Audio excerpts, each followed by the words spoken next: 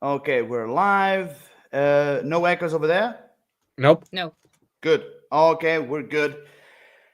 Greetings, everyone. As you can see, after 2 weeks of absence, here I am. I'm back, your good old Lord of Shadows, and welcome to another Shadow Council episode 30. I still cannot believe we went this far. It's just mesmerizing. Anyway, greetings, all of you. Bienvenue. Here I am, like always, with TK, the lucky bastard, and we have an old guest star returning for this. Of course, our dear old Pauline. Welcome again to joining us in the Shadow Council. It's really great to see you here. Good to be back again. Oh, thank you. Yeah, cannot wait to basically enter this amazing maze of discussions. Basically, today, as of course, if you've seen from the thumbnail or just from the title, we are doing our top 10s Disney edition. So basically, if you guys don't understand what I'm talking about, we're not going to discuss about Disney movies. We're going to talk about Disney TV shows from ever since the first one we can all remember till today. So without any further ado, basically we're gonna go from our top 10s, and then at the end we're gonna mention our honorable mentions. So without any further ado, let's start. And of course, I'm excited. I'm talking like Mickey Mouse. Oh my god. And as a precursor with that, you're gonna have to watch that horror boat movie. Oh, I'll watch it. Oh god, please don't.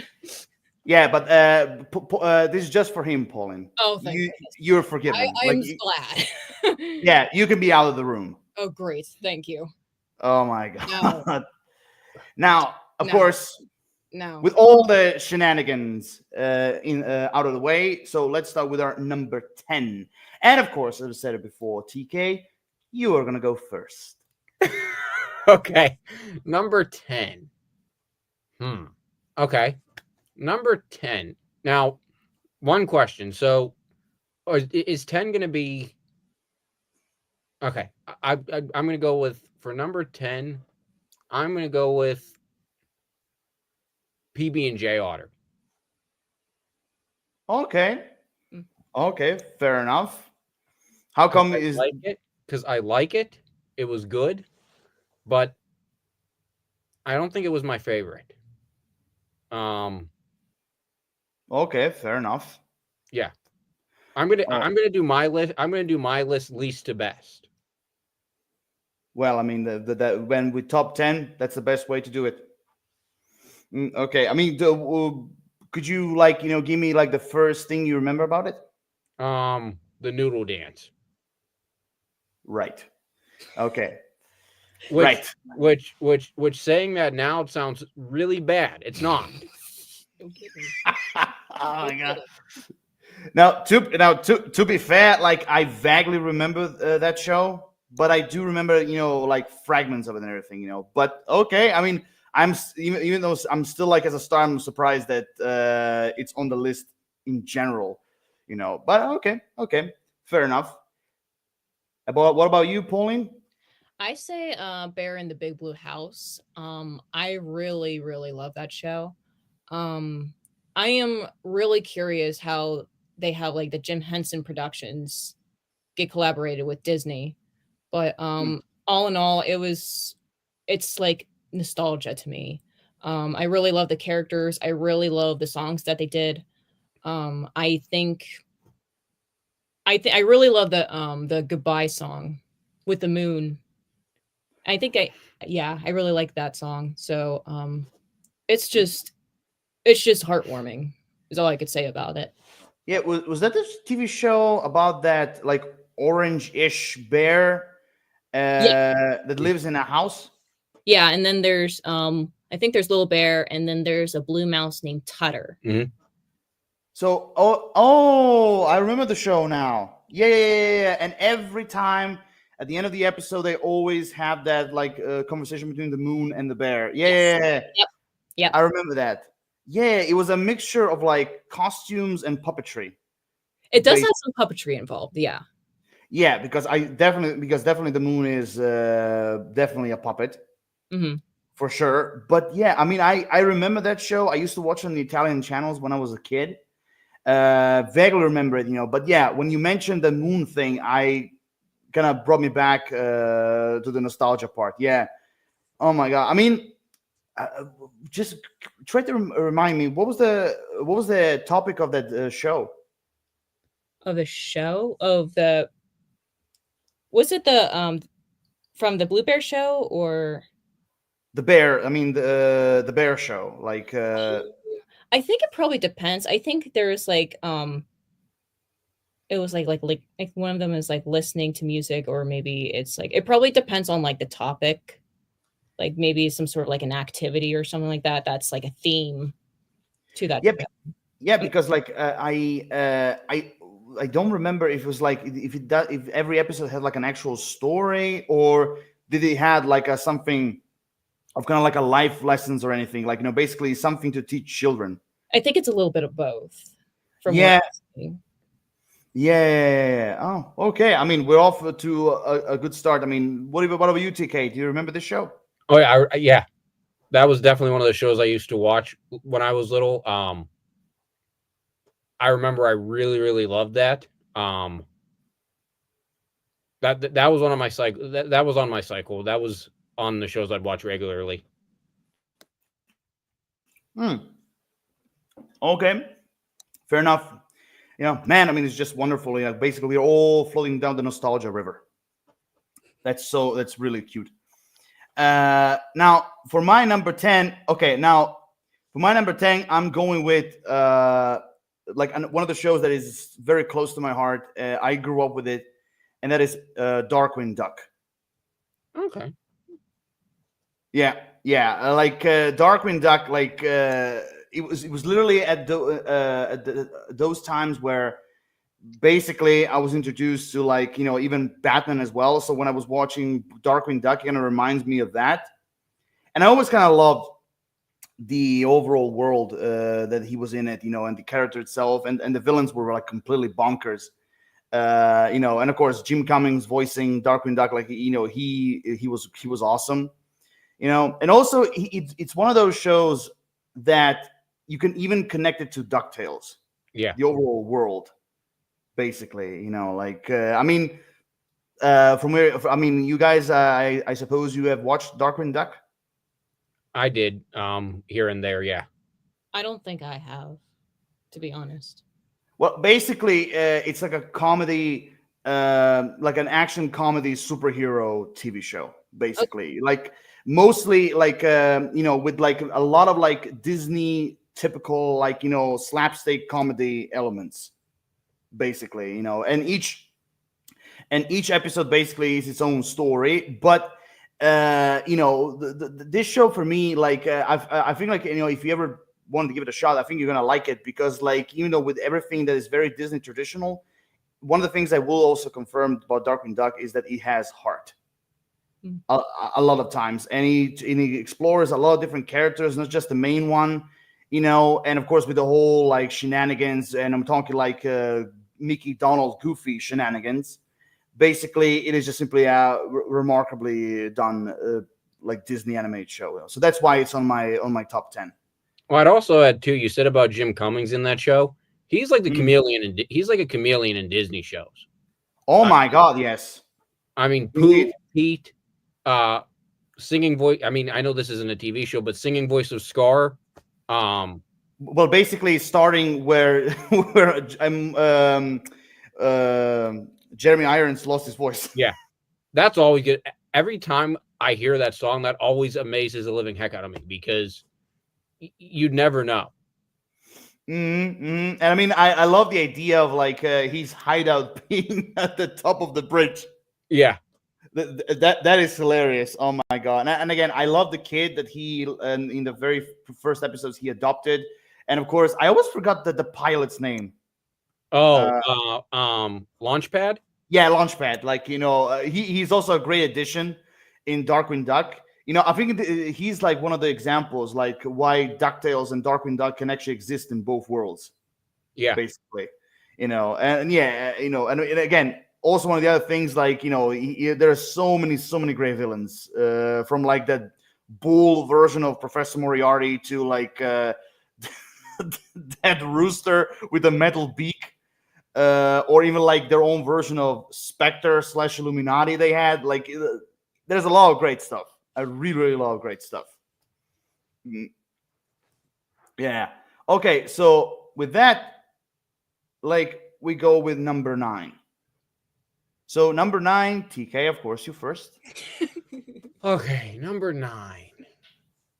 Let me think. Okay, number 9. I'm going to go with House of Mouse.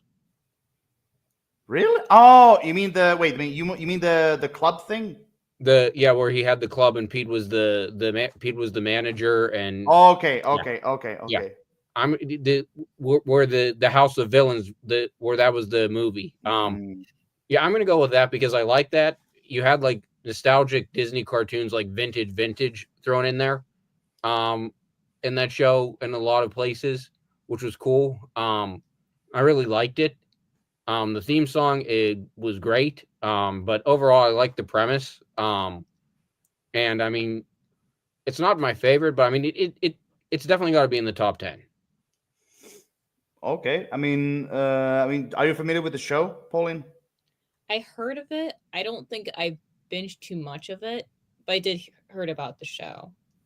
Yeah. I mean, basically, like Trevor said, it's basically like a show about Mickey and his friends basically owning like a nightclub where Mm. basically you have all, and I mean like the entire like Disney rogues gallery of like the Disney characters coming into this club. And I'm talking like from Snow White to Cinderella to Maleficent to Aladdin, Genie, Scar, like almost everyone.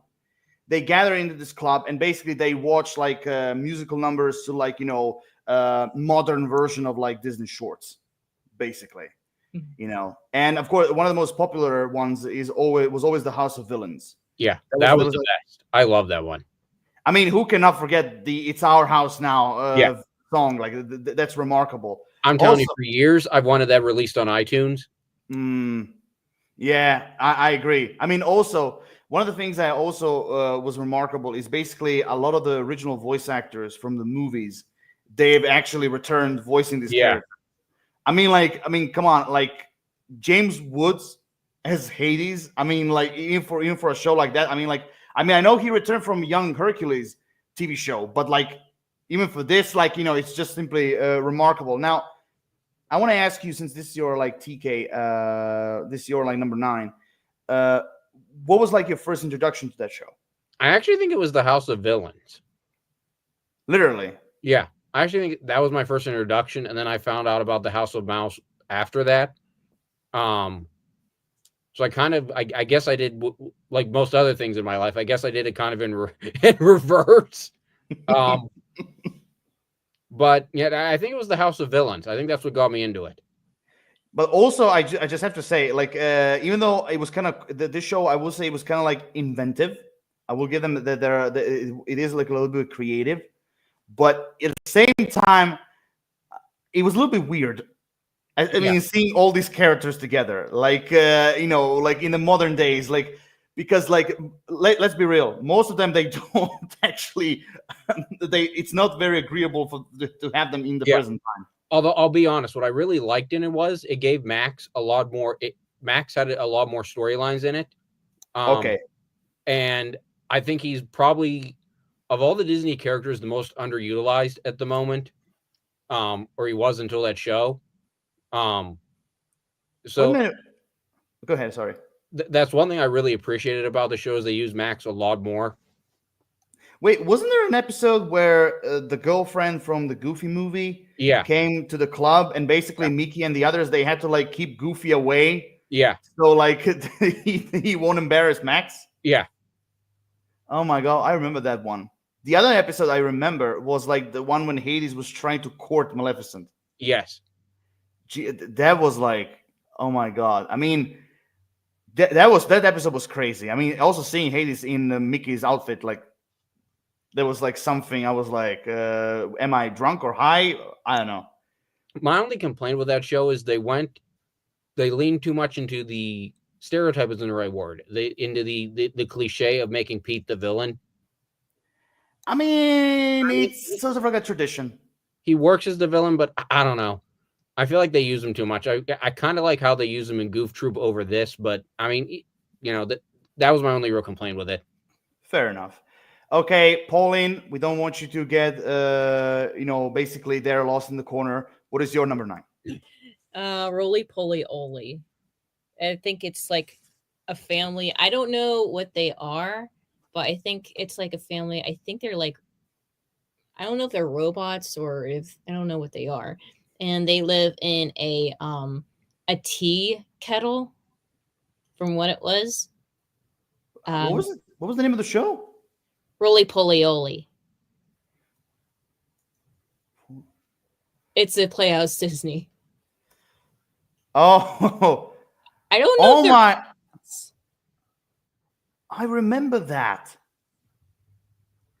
Yeah, go ahead. Sorry, go ahead. Go ahead. I just want You're to. good. I think I remember I remember watching that show, and then I used to have like a book on that, like a children's book. But I really like that show. So I don't remember the episodes perfectly, but I kind of remember the show. Yeah.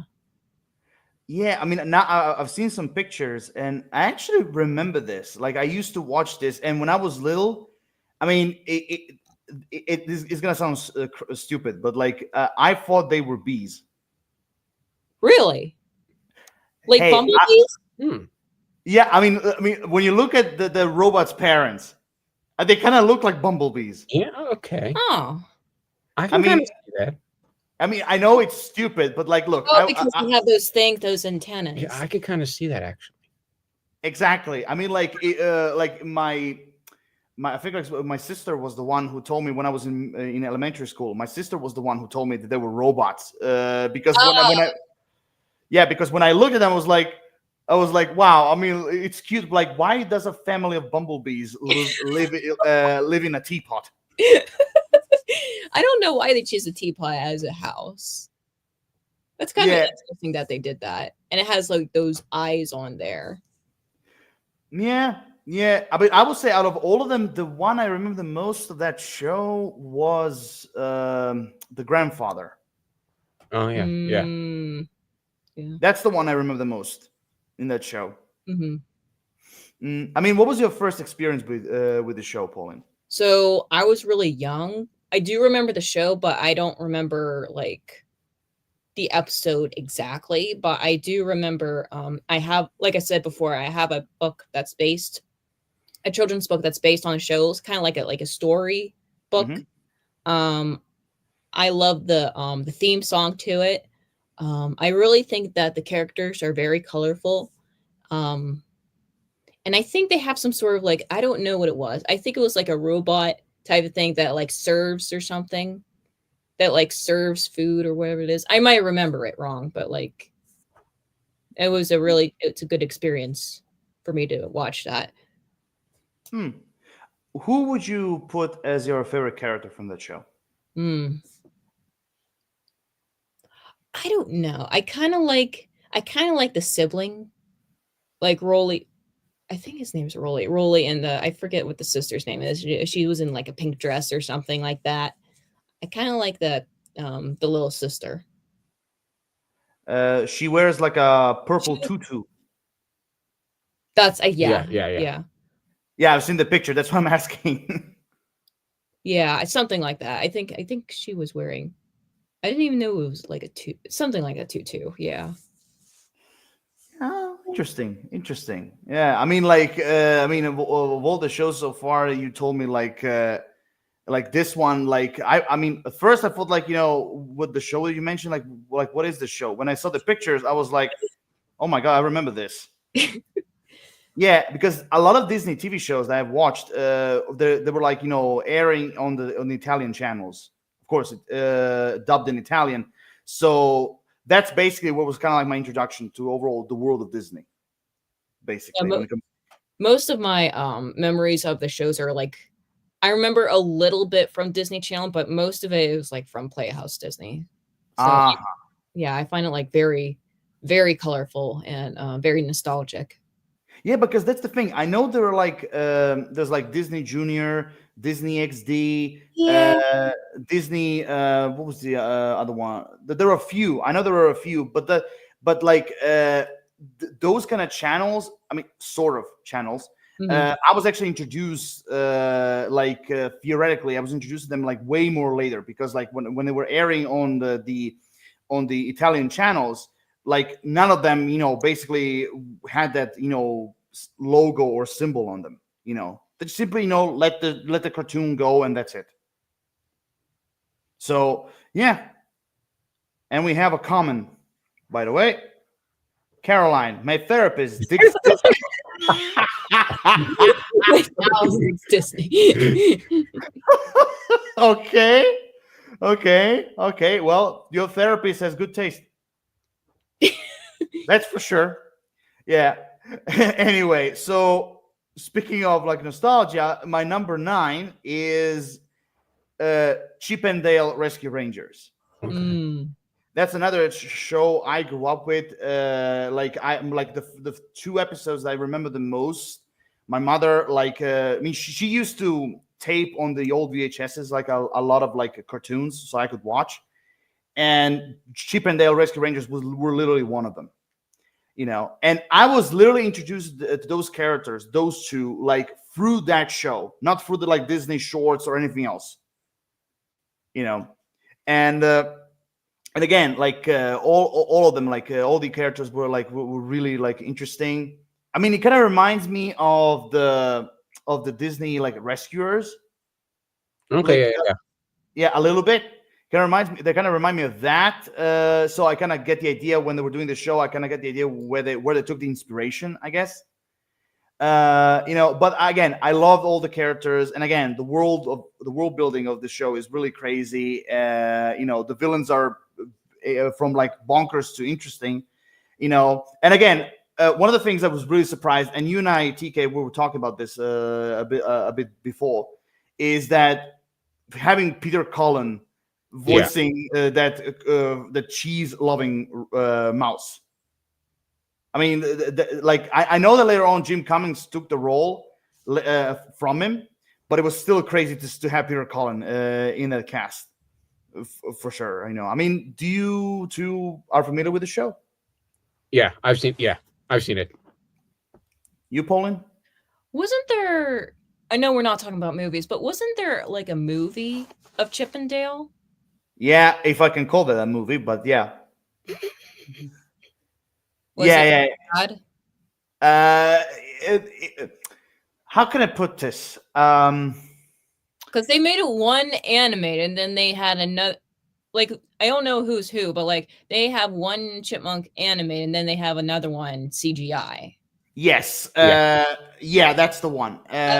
What's up with that? Trust me, when the first time when I heard they're gonna do a Chip and Dale movie, I was like, oh, okay, like, so we were going back to the classics. But then I saw the trailer and I was like, okay, what the hell am I watching here? I'm like, okay, one is 3D, the other one is CGI, and you have all these like characters from many different universes, let's put it that way, inside, and I mean, I was like, when I was watching this movie, have you watched it? I don't think I have, but I've seen the trailer. I can see some clips on it. It's okay, I guess, but I'm really don't understand like why they're making the characters CGI or like animated or, as you said, 3D. I mean, if you watch the movie, I mean, you kind of get the idea why one of them is CGI and one of them is 2D, but the entire movie itself is, how can I put this? An unusual adventure. Let's put it that way. Yeah. Because some of the times, like when I was watching it, I was like I was feeling like, okay, I think I would enjoy more about this movie if I was drunk. Or like, and there are some like things that happen in the movie that I'm like, okay, am I high? like because like, and of course the way how, and also I mean, I think TK, you know about this, like especially the ugly Sonic cameo. Yeah, I was gonna say, did Sonic appear in that? Yeah, I was like, and I love how they made fun of him, especially the teeth. You can see that we're doing it, that they did this on purpose. But the one thing is, the way how they treat it. I mean, how are you with spoilers? I mean, I haven't seen the movie, to be honest. Because I just want to talk a little bit about the main villain. Okay, that's fine. Okay, so the main villain, brace yourself. The main villain is Peter Pan. Oh, Yeah, the main villain is Peter Pan, or should I say that one? beg your pardon? Wasn't Peter Pan chubby in that movie? Exactly. Mm-hmm. Yeah, he's the main villain, and basically the way how they've told the tale of, like, why he's kidnapping cartoon characters, why he's doing what he's doing, how his career went down the drain. It's basically a reflection of the actor who voiced Peter Pan. Mm-hmm. And it's done in a because a lot of things that happened to him happened to the actual actor. So that was like, that's a pretty dark element they've used, kind of like, for this version of Peter Pan. Like, I don't want to go into details, but like, I mean, TK, do you know what I'm talking about? Yeah. I mean, are you familiar with the Peter Pan's voice actor career? Yeah. I remember the character Yeah. Peter Pan. Yeah, Bobby Driscoll, I think. Yeah, he also played Jim Hawkins in the 1950 Treasure Island. Yeah, so basically, just like in the actual movie with this version of Peter Pan, basically the same thing happened to him when he got older. Basically, just simply Disney threw him out. Yeah. Oh, geez. And that is. yeah, and he died very young. Yeah. Yeah, but the way how they used that in the movie was so messed up. Oh my god. Yeah, but anyway, going back to Planet Nostalgia. Yeah, but anyway, like I would tell you, if I had to suggest between the movie and the TV show, stick with the TV show.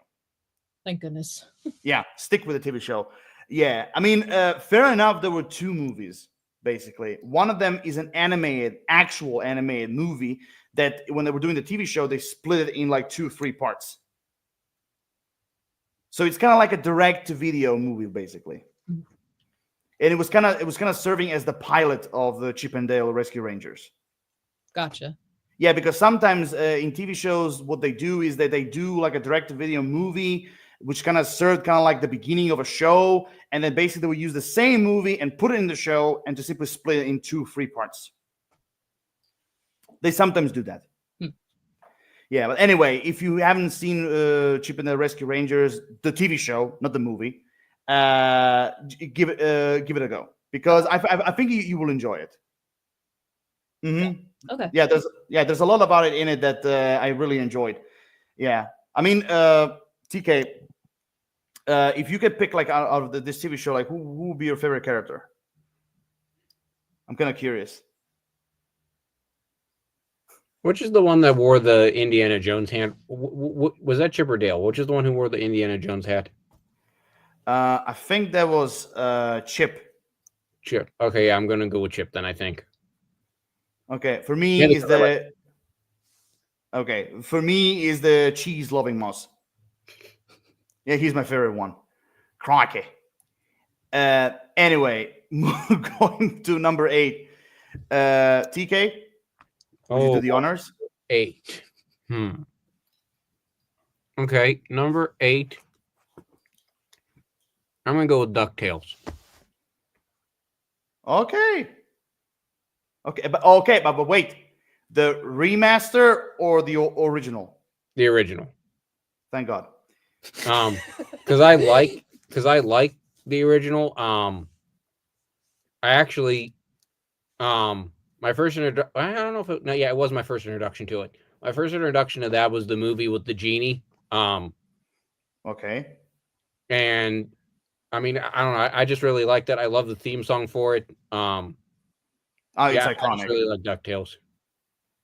Okay, fair enough. So you said your first introduction was with the movie. Yeah. Okay, fair enough. Who will be your favorite character? I think Scrooge. Okay, fair enough. Scrooge McDuck. Yeah. Okay, fair enough. I mean, who doesn't love the richest duck in Duckburg, basically swimming in metal money? Yeah. Which, of course, which, by the way, kids, don't try this at home, because if you do, you're gonna break every bone in your body. Yeah, no, that would not be good. Yeah, if you want to see any proof, just watch Family Guy. Yeah. Exactly. Okay. Now, when it comes to you, Pauline. The Book of Pooh. I think. Oh. Yeah, this one is. I used to. I don't know if I still have it. I had a VHS on the Book of Pooh, and I remember watching the show. They did have some songs based on. They did have some songs on there. They do have one character. They added on there. It was a blue bird. I forget what the name of that bird is. I don't know, but they do have the original characters like Pooh, Piglet, Rabbit, Tigger. Oh, wait. Was it? Wait. I've seen the. Wait a minute. Wait. Cassie. Yes. Yeah, that's it. Okay. Yeah.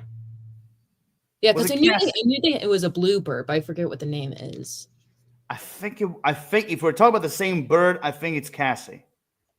I'm trying to look that up. Yeah, because I remember they had the original cast, and I think they had one character. The Book of Pooh. I cannot type, but yeah, I think Yeah, it was Cassie. I think she was like she was also in like the animated Pooh. Yeah,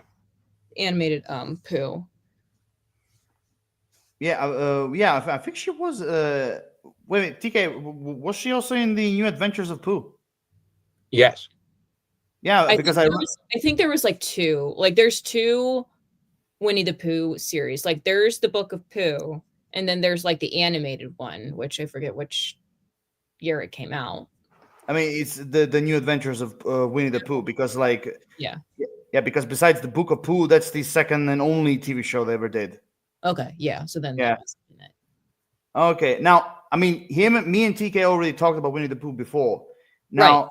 So I want to ask you, like, of all the members of Winnie the Pooh's crew, who's your favorite? I don't know why, but I kind of like Pooh. For some reason, I don't know any particular like. I don't know if we're supposed to have two favorites.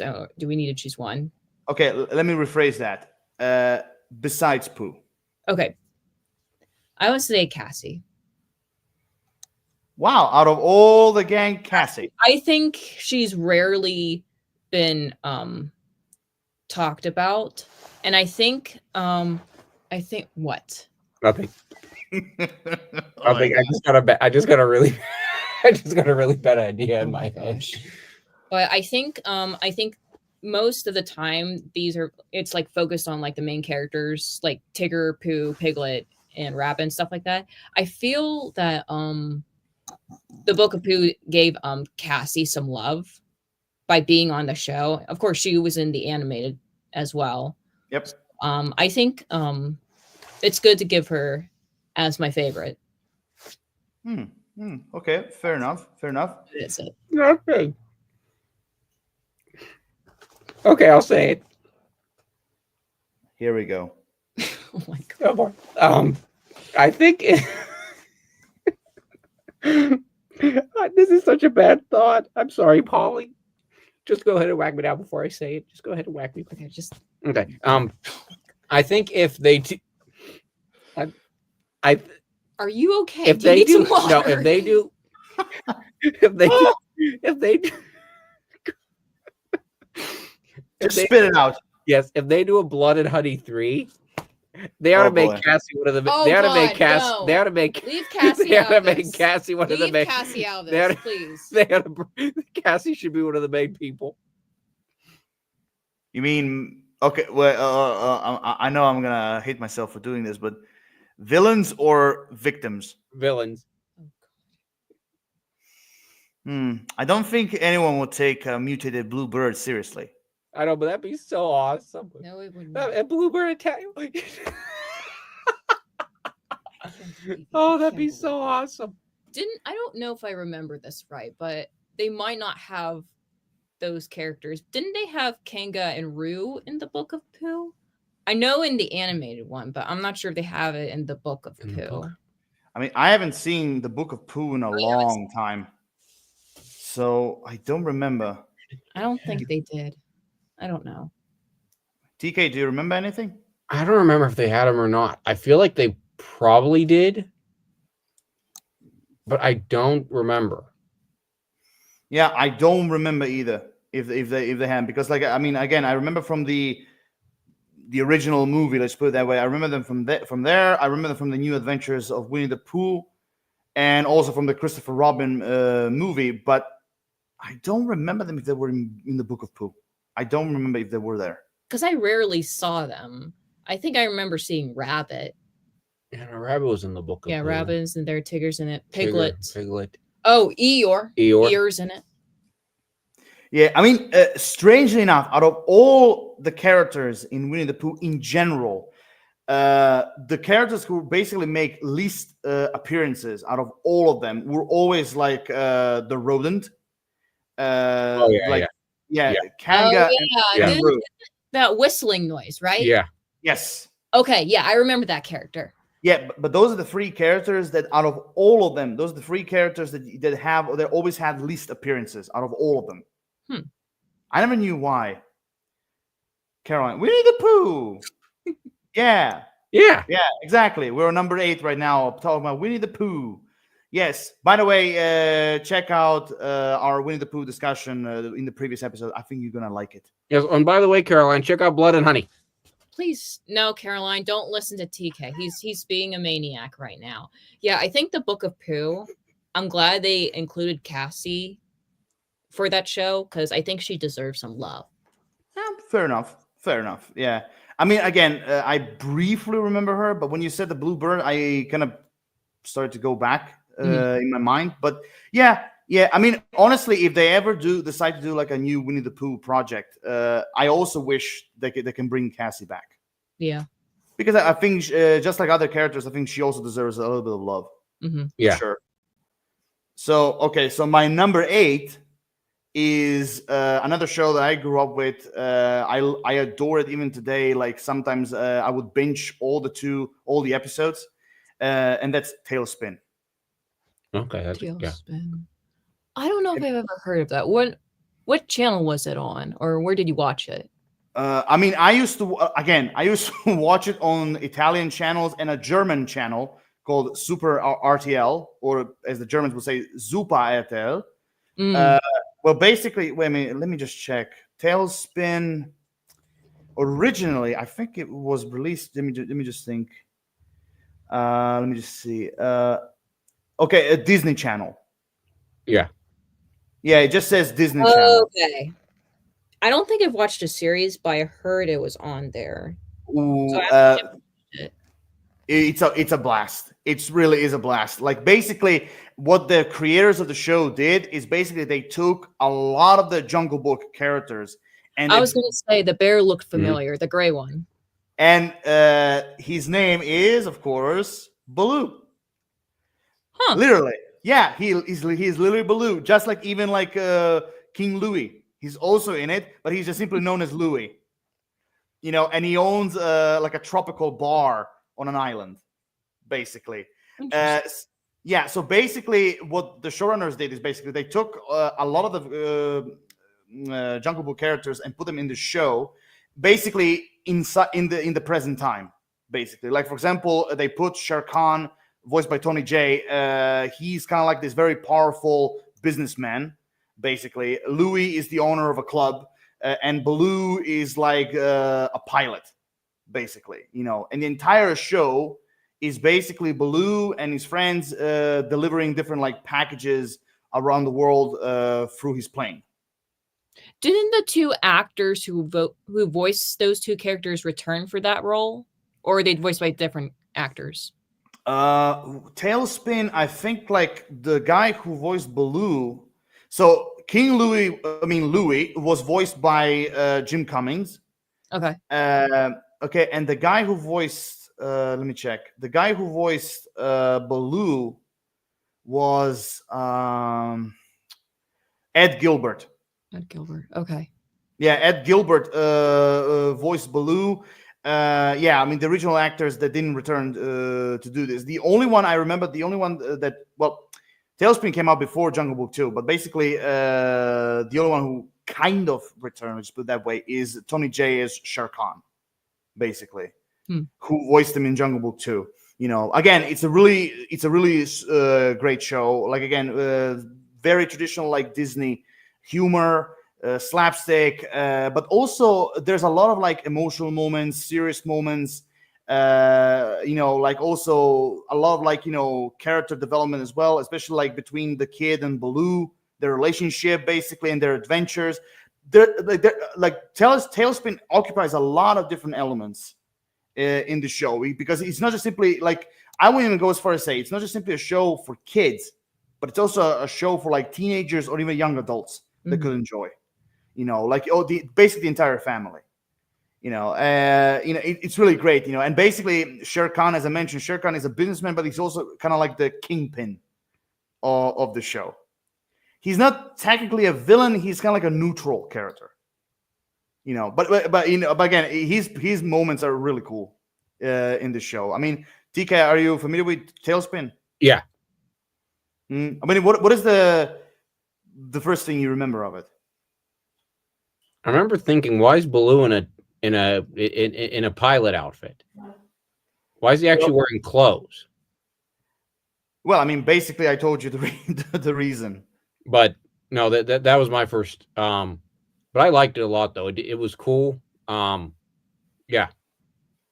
Yeah, I mean, also again, Tailspin also has some really like cool villains, you know, as well. Well, I mean, one of my favorites, and also a character I think like should deserve much more appreciation, is Don Carnage, who's basically kind of like this sky pirate character, and he's voiced by I think Jeff Bennett voices him, you know, and he's a really cool character, you know, like I mean, a bit of an egomaniac, but like it's a really funny like Disney typical villain, you know, and his crew is just simply hilarious, you know. But overall, it's on my number 8 because again, it's one of those shows I grew up with, and I overall like the idea what the showrunners did, you know, because basically, like I said, it has no connection to Jungle Book at all.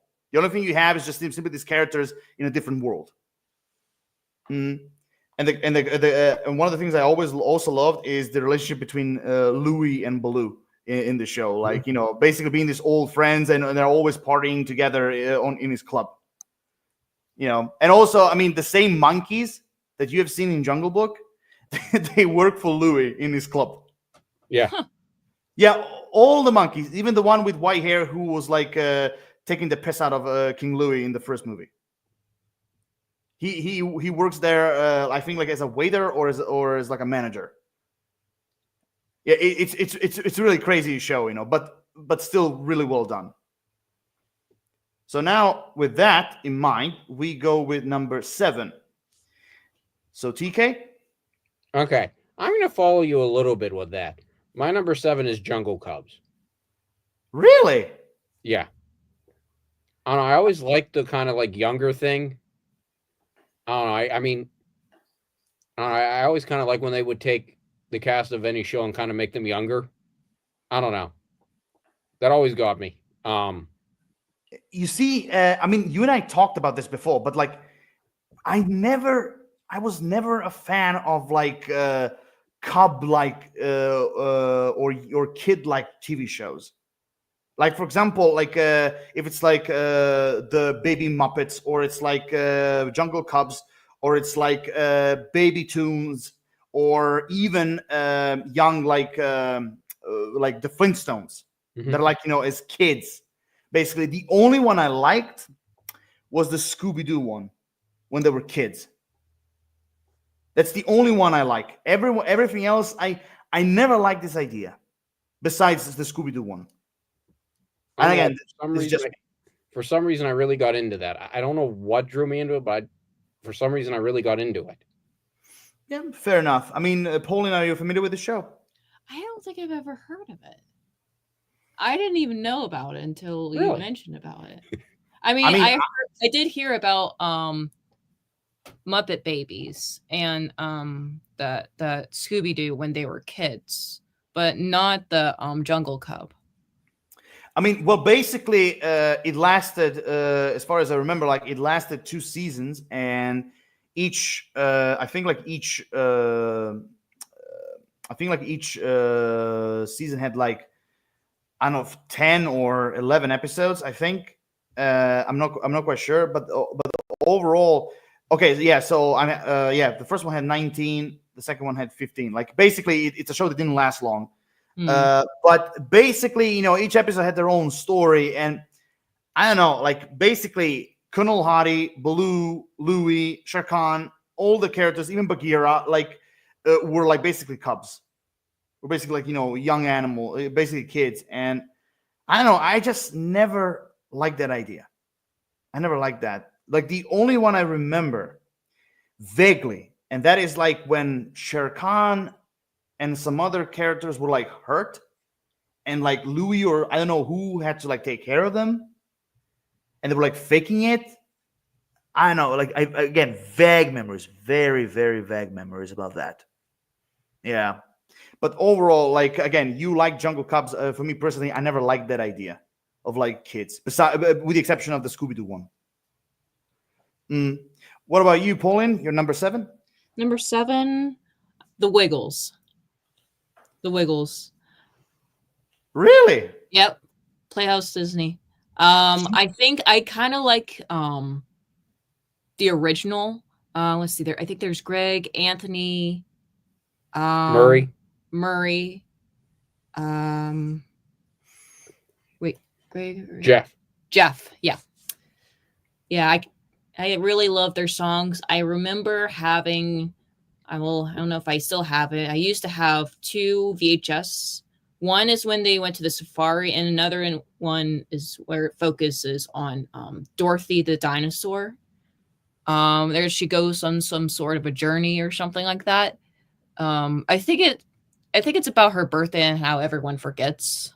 I forget what it's called though, but I remember the characters. I really love the song, especially Fruit Salad and Wake Up Jeff. My favorite is Greg. Yeah, because Greg wears the yellow. I don't know why though.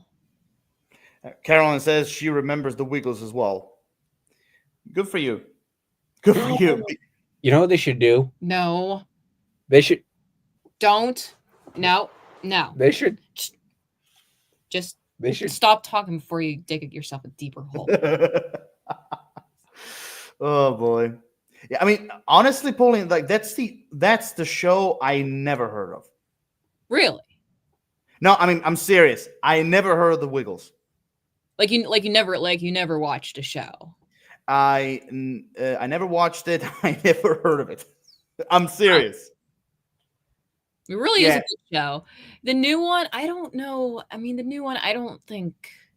I kind of like the older one better. I know they have some new people that are involved in like the Wiggles. I mean, there's still other characters, Anthony, Murray. Yeah. I think these are the only 2 that I can think of. I didn't know. I think Jeff returned also. But they're very colorful. I really love the characters. Captain Feathersword is who I remember. Yeah. I think there was a dog and the octopus. Wags. And what was the octopus's name? Henry? Was it Henry? I think it was Henry. I'm not sure. Yeah, Henry, I think. Yeah. Carolyn, I laughed out loud. The question is, to what? To what exactly? They should, with the Wiggles, they should. Oh, please don't. No, I think that's what They should follow Blood and Honey and do a horror movie with the Wiggles. Oh no! And then the kids would be so traumatized and never watch Wiggles again. Oh, jeez. Yeah. I mean, I don't know. Let's just make them stick to the wiggle jiggle thing, and that's all. Yeah. Sounds like that. I laughed about 2 minutes ago. Then I think then that's probably TK's nasty, disturbing operations. Yeah, that might be it. Yeah, I mean, okay, I know I'm regretting this, but like, what would you TK do? Like making the Wiggles kind of like a failed up band or something, and then go on a rampage? Yeah, I think so. Yeah. Oh, jeez, Yeah. jeez, it's the Powerpuff reboot all over again. I saw the. Thank God that the show was canceled. Oh boy. I mean, I don't know if Paul, if you ever heard of this, but like, I guess TK will explain to you later. Yeah, I'll tell you later. They were going to do a reboot of the Powerpuff Girls on the CW. Oh, I did hear Yeah. about it. Like, why would they Yeah. bring it up? Well, They canceled it. It's well, like, oh, hey, we're gonna bring yeah. it up again. Well, I'm going to be honest. I don't want them. I'm to going to come be up honest. again. Somebody sent me a trailer for it the other day, and I watched the trailer. It's bad. And it is so bad. Like, You're- I watched a little bit. It's just you're going to whack me when I say this, but there's a part of me that kind of wishes they'd actually made it. Oh my God. yeah, but the Please. casting though. Yeah, there's a part of me that actually would have. I wish they would cast someone better. You think? I think, in all seriousness, I think it was miscast a little bit. Yeah. Especially What about the professor? Yeah, the professor was really miscast. Yeah, I was like, I mean, where's the- I like the actor. Yeah, he was miscast. He didn't fit for me. I don't know. There's a part of me that would have liked to see it though. When I heard the summary, I was like, hell no. But you know what I really want now, seeing that? I was talking to the same person who sent me that trailer. I'm probably gonna get a lot of hate responses for this, but I don't really care because I would watch the heck out of this. They need to take Ed and Eddie and they need to make them like all like junkies. Oh No, And Plank, no, no, Plank could be their suppliers, their supplier. Oh no. no, no, no. Oh, I'd watch the heck out of that. That could be so funny. Yeah, I don't think they should have bought that Powerpuff Girls. Like, even if they did, they would have done the casting better. I think like what happened with the trailer, because like I think like the story was that someone hacked into their system or something and kind of found it during let's just say through the rubble, let's put it that way, and kind of like, released it online. I think something like that happened. I don't know, but either way, Visceral. Visceral. Okay. I don't know what that is. I have no idea. But anyway, when I saw the summary, like I know we're gonna get off the subject, but like, okay, like one of them has a drinking problem. The other one is like a firefighter. The third one is like a failed social media influencer or Oh, something. jeez. They aged up? Yes. Yeah. Oh, man, that's even worse. So, but basically, like, okay, first and foremost, when I saw the trailer, I was like, okay, the overall personality they had. I know they were trying to mimic the cartoon versions, but if you're doing a live action, you can do that. Especially Bubbles. Bubbles is the blue one, right? Right, Yeah. Okay. Because I always get them mixed up. Bubbles, basically, the way she's like all happy and joyful, I'm like, you can't take her seriously. So that was bad. But also her, out of all the three, her having a drinking problem, I'm like, are you for real? Yeah. I'm like, I mean, I hate when they do this. Like they take an iconic project and they try to tone it down, make it realistic, make it like, part of the real life and everything. Why would you do that? I mean, not at all. Look, if you wanted to age them up, kind of give them like a Jupiter's Legacy thing where basically some years have passed since like they've done like the last superhero stuff or anything. Okay, that would be interesting. I will admit. But okay, why first and foremost? Why would you make Mojo Jojo human? Number I one. was gonna say they don't have a monkey involved with it. They only have a father, Mojo, and a son, Jojo. Like what's up with that? First and foremost, Mojo Jojo. First and foremost, if I remember correctly, he never had a son. Second of all, he is this green blackish monkey with a helmet where you can see his brain. They You know, like how the hell is he human? I'm like, why? I agree that they can't do that to Bubbles. Exactly, Caroline. yeah, exactly. Yeah, You know, they're Okay, destroying but it Bubbles. wouldn't have been as bad as Dragon Ball Bubbles. Evolution, though. very close. Very You know, close. it would have been close, but Dragon Ball Evolution would still be worse. Yeah, but also the idea I had is that, like, you know, okay, so the city loves them. The city loves the Powerpuff Girls. Look, they're heroes and everything. Okay, fine. But in the story, it says they're struggling against like people loving them. Like, you know, they started to hate that. I'm like, wait, you save the city hundreds of times, thousands of times. Like, why they're do you heroes. hate being loved? I mean, why do they hate being loved? I mean, like, where's this? There's no sense in this one. I mean, it just the people in charge. I'm sorry to say this, the people in charge, from the writers, the directors, the showrunners, they didn't know. Sorry to say this, they didn't know shit about the Powerpuff Girls. Yeah. Although I will say one thing that would have been a nice touch with it was they had Tom Kenny back. Well, actually, they would have got him back. He would have. He would. By the way, he was the narrator of the trailer. Yeah. Mhm. And I remember somewhere hearing that they actually wanted to bring him back as the narrator of the show in general. But what they were doing, it looks like, first of all, it looks very cheap. Second, it looks like a very low budget CW TV show. And also, again, I'm sorry, like some of the actresses I respect, and the actor who plays the doctor, I respect him, but like they were all miscast. I was gonna say, yeah, Yeah. the casting should have been Yeah. better.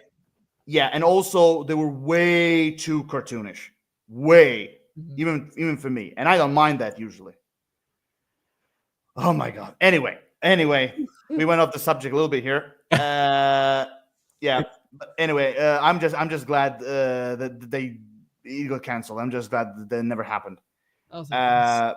Yeah, but anyway, my number 7, and I mean, maybe TK, you heard of it. I don't know if Paul, if you ever heard of this, but my number 7 is Buzz Lightyear of Star Command. Yep. Ooh. Yep. Yeah, I think I remember I heard about that one. Yeah. that like first, like when I watched first of all, when I watched this Toy Story, the first one, when I watched that show, I always imagined those toys, like how they will look like in their worlds. Basically, what kind of a world they lived in, you know, the characters, the adventures, and everything that makes them made the characters who they are. So when the first time I discovered that Buzz Lightyear had his own TV show, I started watching it, and I couldn't stop, because like it was so good. Like I loved basically the idea was basically to create a world what made the people inspired to create a toy out of it, basically, and I just love that. Like, the guy who voices Buzz Lightyear. I mean, I know we all grew up with Tim Allen, but like the guy who voices Buzz Lightyear in that show, I always forget his name. Patrick Warburton. Yeah, thank you. He was Krunk. David Yeah. Putty. What? David Putty. Yes. So basically, he voiced Buzz Lightyear in that TV show, and he was great. And honestly, I know this is gonna be very controversial, but like I prefer his voice more than Tim Allen's version. Yeah, I was gonna say. I mean, I don't necessarily disagree with that. I think I would say they're definitely on par with each other. Yeah, I mean, you can also make an argument that Patrick voices the fictional Buzz Lightyear, and Tim Allen voices the toy version. Yeah. You can kind of make an argument with that, just like with Chris Evans voicing Buzz Lightyear in Lightyear, even though he's my least of the three favorite when it comes to the voiceover. But like again, the world building, the overall universe, and of course having Wayne Knight as Emperor Zurg, that was like chef's kiss for me. He was so good in that role. He was way more better for me than in the Toy Story 2 movie. Yeah. Because in that one he he sounded like a parody version of Darth Vader. Yeah. Which for me wasn't great. It wasn't bad, but it wasn't even great as well. And of course the team, like from that blue skinned princess from like his buddy that was the cleaner, also the captain of the Star Command, troops from like I always forget their names, the green aliens. Oh, What they're called. the little things from the claw machine. Yes. Oh my God. I forgot the name. But anyway, so like from everything, like from the world building to the stories to the adventures, the characters, the villains, like everything about this world made me love even more with Buzz Lightyear in general, because like I said, when you watch Toy Story, you always imagine how they will look like in their own worlds. Like when I saw. I'm sorry, I Excuse me? didn't mean to interrupt. No. Sorry, what were you gonna say? I was gonna say I think those aliens were actually called little green men, LGMs. LGMs. Yeah. Yes, that's the one. LGMs. Oh my God. I mean, even in the way how they used them in that show was also pretty creative. I mean, there's a lot of stuff going, like, the battles between evil Emperor Zurg and Buzz Lightyear. You have also another villain who's kind of like the darker version of Buzz, which is kind of like called Warp Dark Matter, voiced by I always butcher his name, Diedrich Bader, I think his name was. Also there's an episode where you basically have an evil version of Buzz Lightyear from another dimension, evil Buzz, basically. Like, there's a lot of great stuff in this TV show that I really, really enjoyed. And it's one of those shows that I will watch over and over again, for sure. So if you want to watch it like one day, Pauline, I will definitely suggest you to watch this show as well. Yeah, I think that out. Yeah, it's great. I mean, this kind of show also made me wish, that they did a Woody TV show as well. Oh, they did Like- a Woody TV show. No, it made me wish they Oh, did. it made you wish. Oh. Yeah, it made me wish they did a Woody TV show. Like a Disney like a Western in Disney fashion, Mhm. basically. I would have loved to see that. Like, basically him and Stinky Pete and, like, the girl with him. Like, like I would love to see them basically in their own world, like inside the Wild West.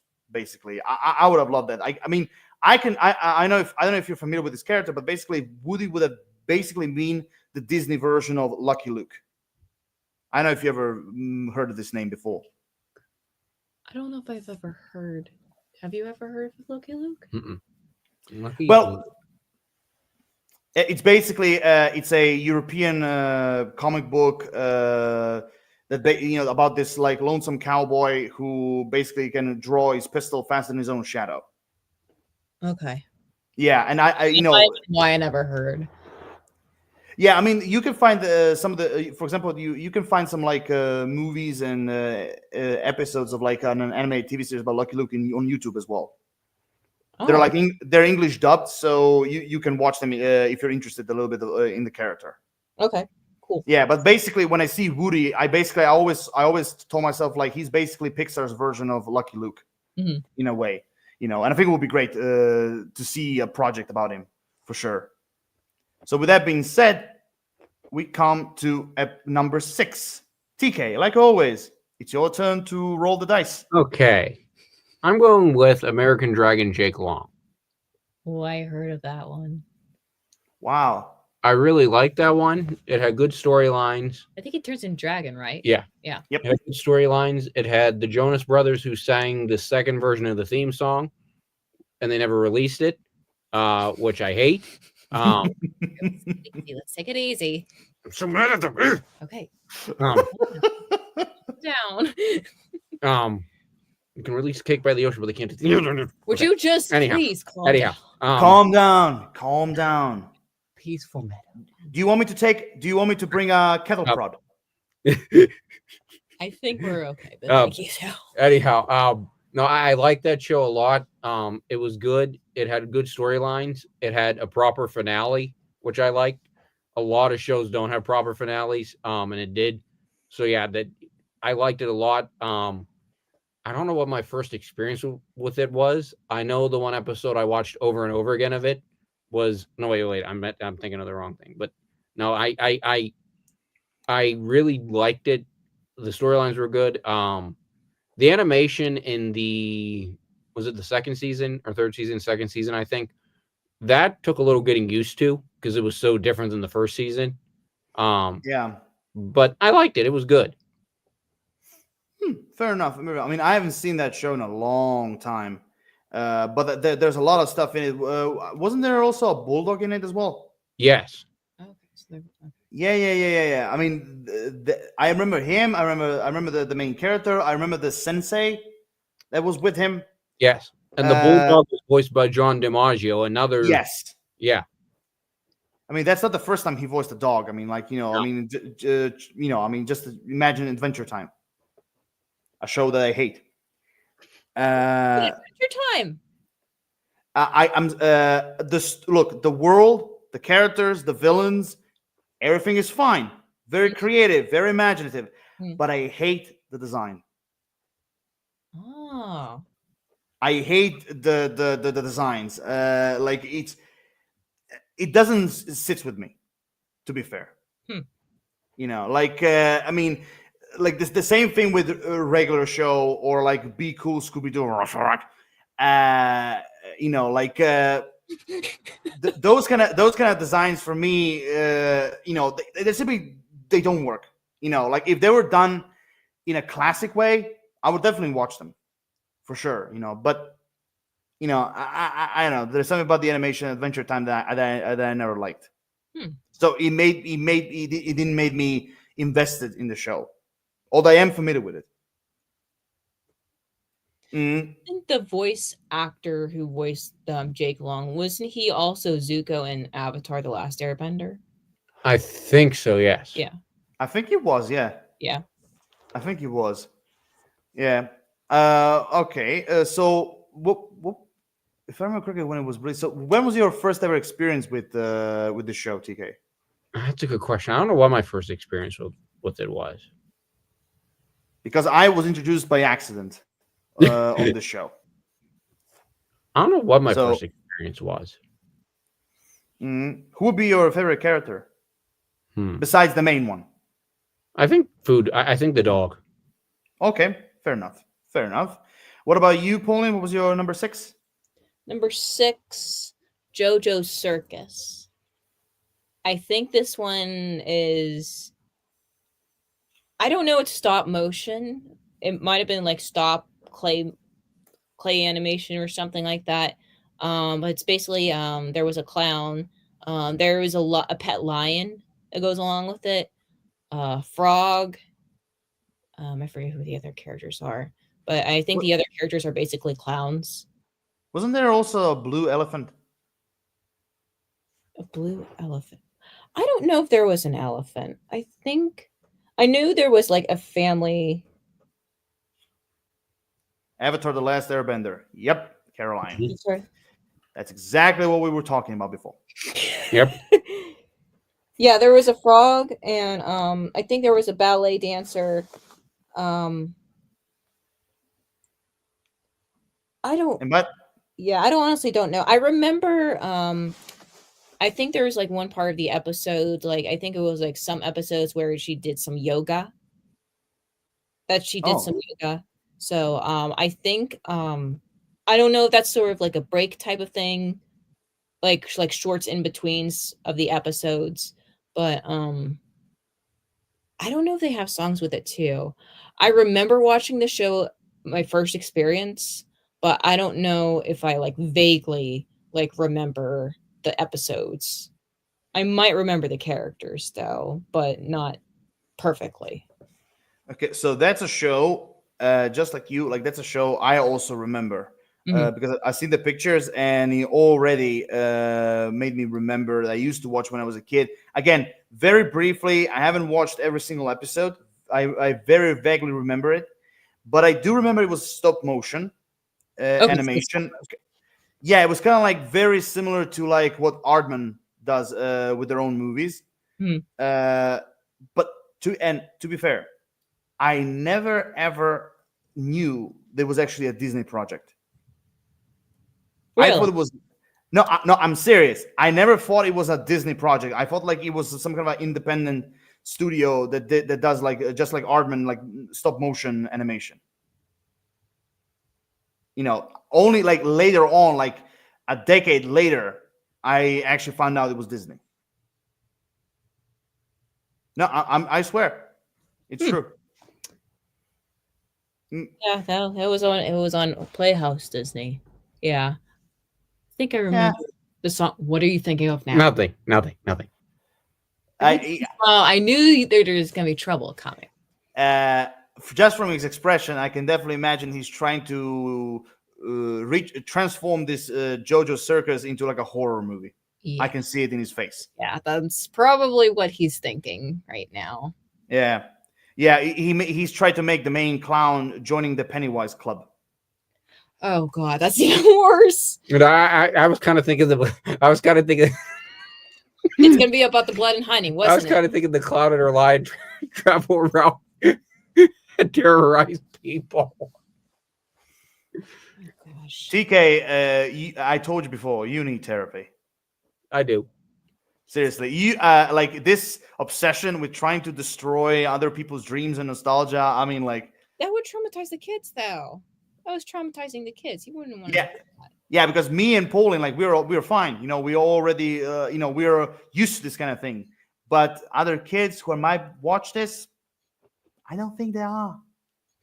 So TK, I mean, in this occasion, I mean, I know you're the lucky bastard, but like in this occasion, you might be the unlucky one. Wow. Yeah, I mean, who knows who might wait outside of your house? Who knows if you're gonna end up in a hospital for 6 months? Yeah, I mean, if you continue like that, you can just simply put a seal on your fate. Yeah. Yeah. But anyway, moving away from Shakespeare territory, yeah, I mean, JoJo's Circus, like, I mean, again, I vaguely remember it, but yeah, it's also somewhere down in my memory lane, for sure. Now, my number 6. Okay, now I'm going into what TK mentioned before, and that's Goof Troop. Now, yeah, Goof Troop is basically like a Disney sitcom. Okay. Basically, where you have Goofy, Max, Pete, and Pete's family, basically, living as neighbors, and a lot of crazy shenanigans that happens in their lives, and it's, like, again, it's basically a sitcom that is done in Disney style, basically. And one of the things I love about this show is that of all the the 3 main characters from like Mickey, Donald, and Goofy, and before I go to that, I just want to Caroline. Now I see TK's love of ruining nostalgia as like pulling the Jenga block from the stack, swiping the card from the House of Cards. Very poetic, but I get your point, Caroline. Very poetic. Yeah, I was gonna be more aggressive, but I kind of get your point, Caroline. We're on the same boat without the paddle. Yeah, but basically going back to what I just said about Goof Troop, basically, of all the 3 main characters, my favorite character for me was always Goofy. I always loved Goofy more than Donald and Mickey. Of all the shorts I've seen, I always loved his ones the most, even though I despise the narrating thing. And so that's why I much prefer when they're all 3 of them together. But I love them in Goofy movie, an extremely Goofy movie as well. And this TV show made me love him even more. And I just simply love the relationship between him and Max in this movie, which kind of like is a prequel to the Goofy movie, the first one. Mm-hmm. It's kind of like a prequel to that, And again, the voice actress who voiced Max, God rest her soul, like the actress who voices Max, like she did a really wonderful job voicing the little kid version of Max, and of course Jim Cummings, like he nails it as Pete. He was great. Like this is the only show where I actually like the character of Pete, because usually I will hate him, but in this show I love them. Because there's so many different layers to his character. Not simply him being nasty and evil, but sometimes he can also show a little bit of love and respect. And I love the Pete's and Goofy's relationship as neighbors. I just love that. Yeah. I mean, you two, have you ever watched Goof Troop? I have, yeah. I don't think I have, but I think he was like encouraging me to like. I think he asked me like if I've seen it, but I don't think I've ever did. Well, then we have to add another TV show on the Disney's bucket list. Okay, yeah. I mean, again, it's like a Disney style sitcom, and I think when it comes to humor, I think you're gonna like it. I think you will, especially involving Pete getting the bad part of the jokes. But yeah, that's my number 6. And again, the voice acting is really great. I think like, yeah, I think like, TK, remind me, the Goofy movie came before Goof Troop or later? I feel like it came later. Yeah, I thought so as well. I mean, I always forget the voice actor of Goofy. Bill Farmer. Yeah, thank you. Yeah, Bill Farmer. Yeah, USD. he is. I mean, he is great as Goofy, and like, I mean, I loved him in almost. I mean, I know he voices Goofy for a few decades already, but like Goof Troop is one of my favorite moments where he voices him because like he gives one hell of a performance as Goofy, for sure. And again, Rob Paulson as PJ, like he was also great. I mean, it still amazes me that an adult an adult voices PJ as a kid. Like it's just amazing, absolutely amazing. Now, here we are. We have reached the top 5 destination. So TK, what is your top 5? I will be copying you, Goof Troop. Oh my Fair God. enough. I loved Goof Troop. The episode I remember that introduced me to it was the Christmas one with the reindeer dance. Okay. That was stuck in my head for quite a while. And don't start singing it because it'll get stuck in my head again. So don't do that. But I liked Goof Troop. My only complaint was that past Goof Troop they completely wrote Pistol out and they completely wrote Pete's wife out. That's true. Which makes somewhat sense. I mean, because if they would just say like in a Goofy movie or an extremely Goofy movie he got divorced, that would make total sense. It would be dark for Disney, but it would make 100% sense. I mean, I honestly, if Pete said my wife left me or divorced me, I don't think that that's considered like dark for Disney. It would make total sense too. I mean, yeah, yeah, but that's my only complaint is like we never saw those two characters again past Goof Troop. Yeah, true. Aside from that, I loved Goof Troop. That was one of my main staples when I was growing up. Yeah, for sure. And also, I might be wrong about this, but wasn't Pete's wife voiced by that actress from Al Bundy's TV show? Oh, yeah, I think she might have been. Yeah, I think she was the one who voiced the character, and again, she did splendidly. I think that was her. Okay, so you're in Goof Troop. So your first experience was that Christmas story. Yeah. Okay, fair enough.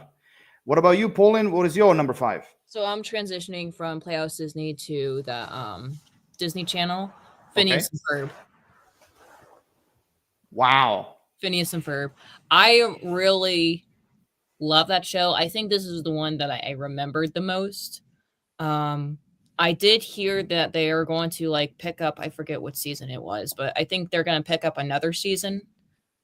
And my favorite character is Perry the Platypus. I mean, out of all the characters in the show, I mean, I watched it. I didn't watch it too much. I watched like a little bit of it, and I thought it was cool. I thought it was a pretty cool TV show for sure. But out of all the characters in there, like my favorite one was always the mad scientist. Doofenshmirtz. Did either of you two see the fan-made trailer that was going around last year for like the spin-off movie for Doof? Wait, wasn't that trailer made like fan-made or something? Yeah, it was fan-made. It's not like associated with the show in any way, but it was fan-made. Honestly, I hope So I hope somebody who works on that show sees that, because they need to do that. Yeah, there's a lot of stuff about that mad scientist that really remind me, there was a lot about this character that remind me of so many different like other mad scientists in fiction that I've seen. But out of all the Phineas and Ferb and their kind of like storyline was fine, but the secret agent against the mad scientist, that's the part I remember the most, because Yeah. I thought it was kind of cool. I've always way. wanted to see Doof meet Draken. Oh my god. Phineas and Ferb have live replays on YouTube. That show is so popular still. Yeah, that's true. That's true. I've seen that on YouTube. They have like episodes, like full length episodes going live almost every day. I do agree, TK. I think Draken and Doofus, I think like they would have kind of like agree with each other. That would be if they ever they're bringing Phineas and Ferb back. If they ever bring Kim Possible back, they absolutely need to do a crossover. Yeah, but They speaking don't of have the same animation though. They could figure. I mean, they could do what they did with Ben 10 and Generator Rex. They could do, because they put. It would depend who was like behind it, but they could put. I don't know which animation they put in which though.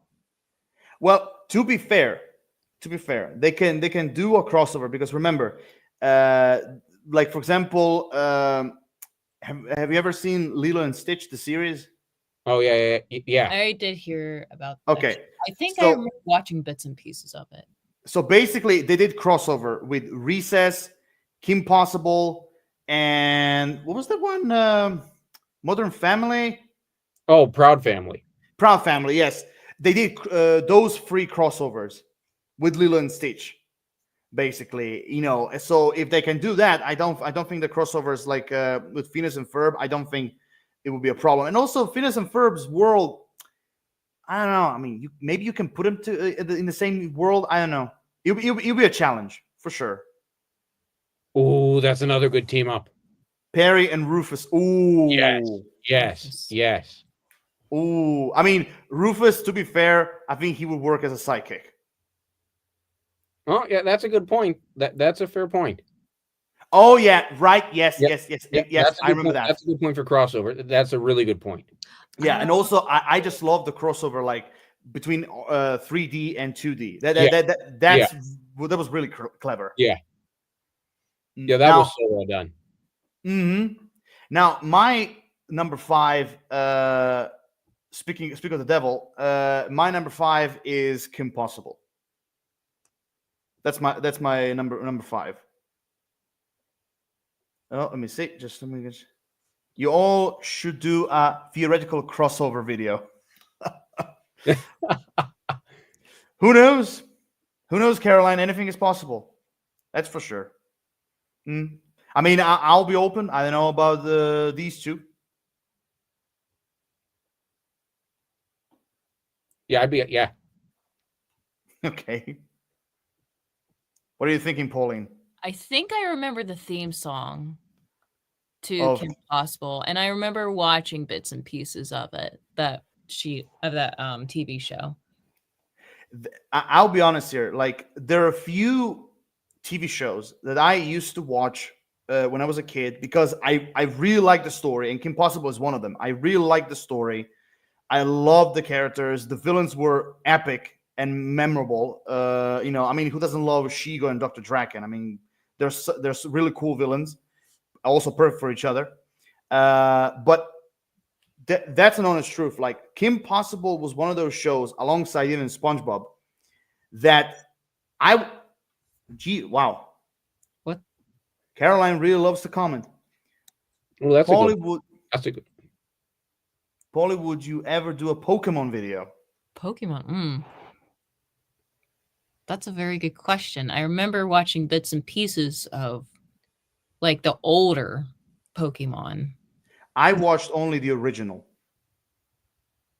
Yeah, because I remember the game. I think there was Diamond and there was Pearl as those 2 games. And Yeah. I think I remember watching the show.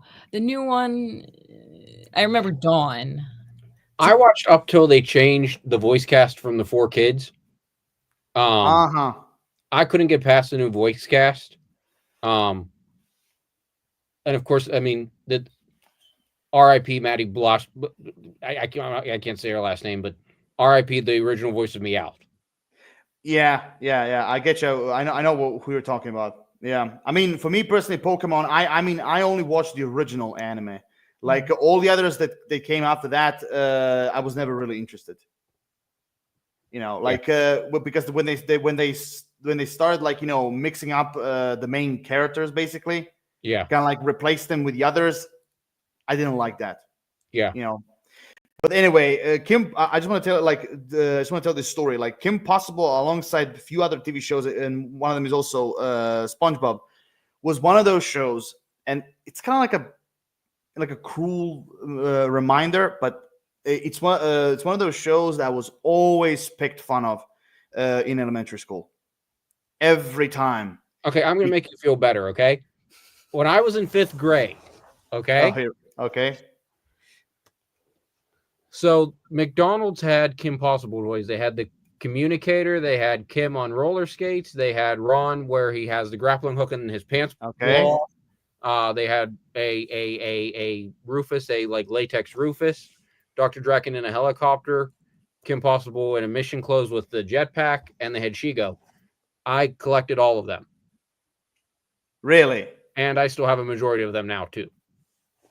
In mint condition? No. Fair enough. Okay. Yeah, I mean, like, okay, that, I mean, okay, I mean, so, I mean, now that my question is, like, with that, what you just said, like, did you have any problems with, at school? I never did. I mean, I know I was probably on the, I was always on the, outside with a lot of the TV shows I watched though. Yeah, and that's the whole, but that's the whole point.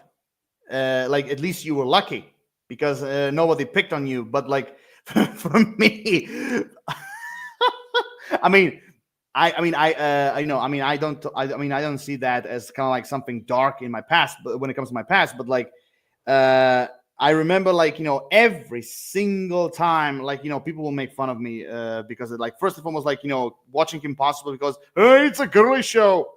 You know, and I'm watching it. You know, I mean, a lot of people, you know, make fun of me. You know, that I was like a girly boy or a mama's boy, or like, you know, even that I was gay. That was like one of them. You know, and also of course the classic is, you know, I'm a baby, wah wah wah. You know, but but like so in some way I remember Kim Possible, like, you know, proudly and like, you know, with a lot of great things about it, but also at the same time I remember I remember the dark days why I love watching this show.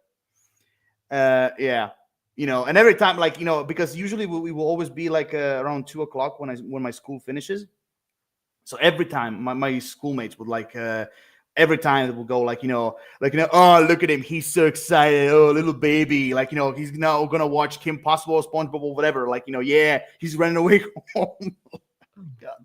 No, if it makes you feel any better, I absolutely would have gotten teased if I hadn't had Bob. Bob was like my best friend since like 1st grade, and Bob is a bigger individual. He's probably the only reason I didn't get teased for watching that show and watching other shows I watched. So yeah. But then, I mean, again, I have to tell, like, you know, you, which is of course literally your name, you were the lucky bastard because, like, you know, you were not teased. For me personally, you know, I mean, I told you before, like, I was kind of like the buffet of like teasing. Like, you know, I was like open season, no pun intended to the movie. You know, every time when I would come in the school, it's called open season. Yeah, I mean, every time when I come at school, literally, you know, you can imagine, like, you know, people like basically activating their trumpets and kind of going like, it's open season, everyone. You know, let's tease Al. You know, let's tease the shit out of him.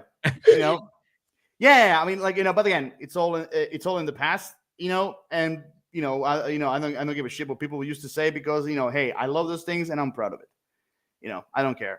But anyway, going back to the positive side, like Kim Possible, like besides the characters, like I was one of the things I always love is the spy elements Yeah. in Kim Possible. I just love that, and of course, the gadgets, and back then I liked the idea of like a teenage girl being like a spy. That was also kind of cool. And again, one of the main things I mentioned before, but like one of the main things I love about Kim Possible is, of course, the villains. From like Shigo to Draken to Duff Killigan to Monkey Fist, senior, junior. DNA Amy. Yes, DNA Amy. I always forgot that blonde's hair like villain. Oh, she was the one Ashley Tisdale voiced, Camille Leone. No, not her, not her. The other one that was kind of like in the first episodes. She was kind of like this media star or something. That she always tried to do something dangerous, or like, what was her name? But do you remember who I'm talking about? Jesus. Yeah, I mean, anyway, and also, I mean, it's one of those shows which back then it was very rare, but it was one of those shows that also had like an actual ending. Yeah.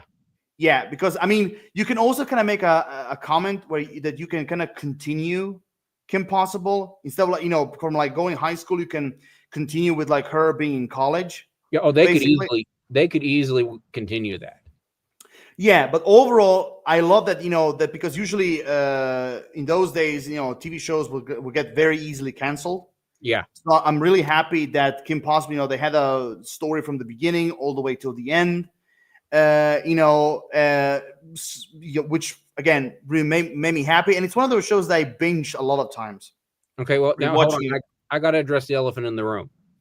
Go ahead. You knew I had to bring it up. What did you think of the live action movie? How can I put this delicately?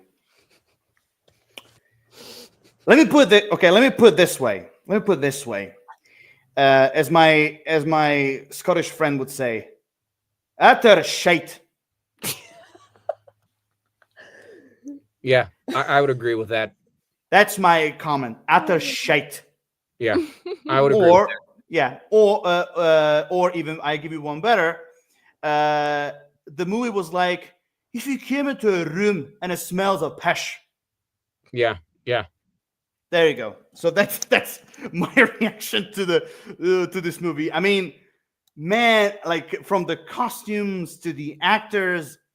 I mean, the guy who played Draken, I respect him as an actor, but he was miscast as Draken.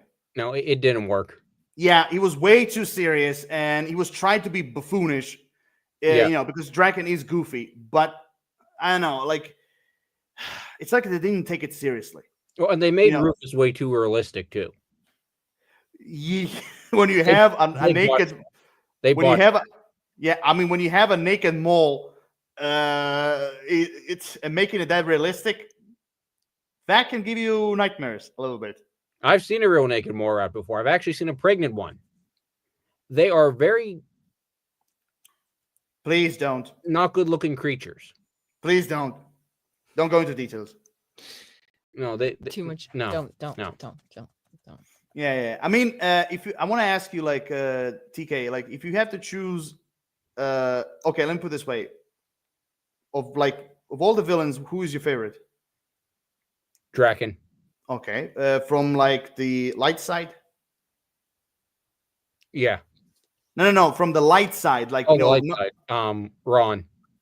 Fair enough. What about you, Paulie? Have you ever watched Kim Possible? I watched bits and pieces of it.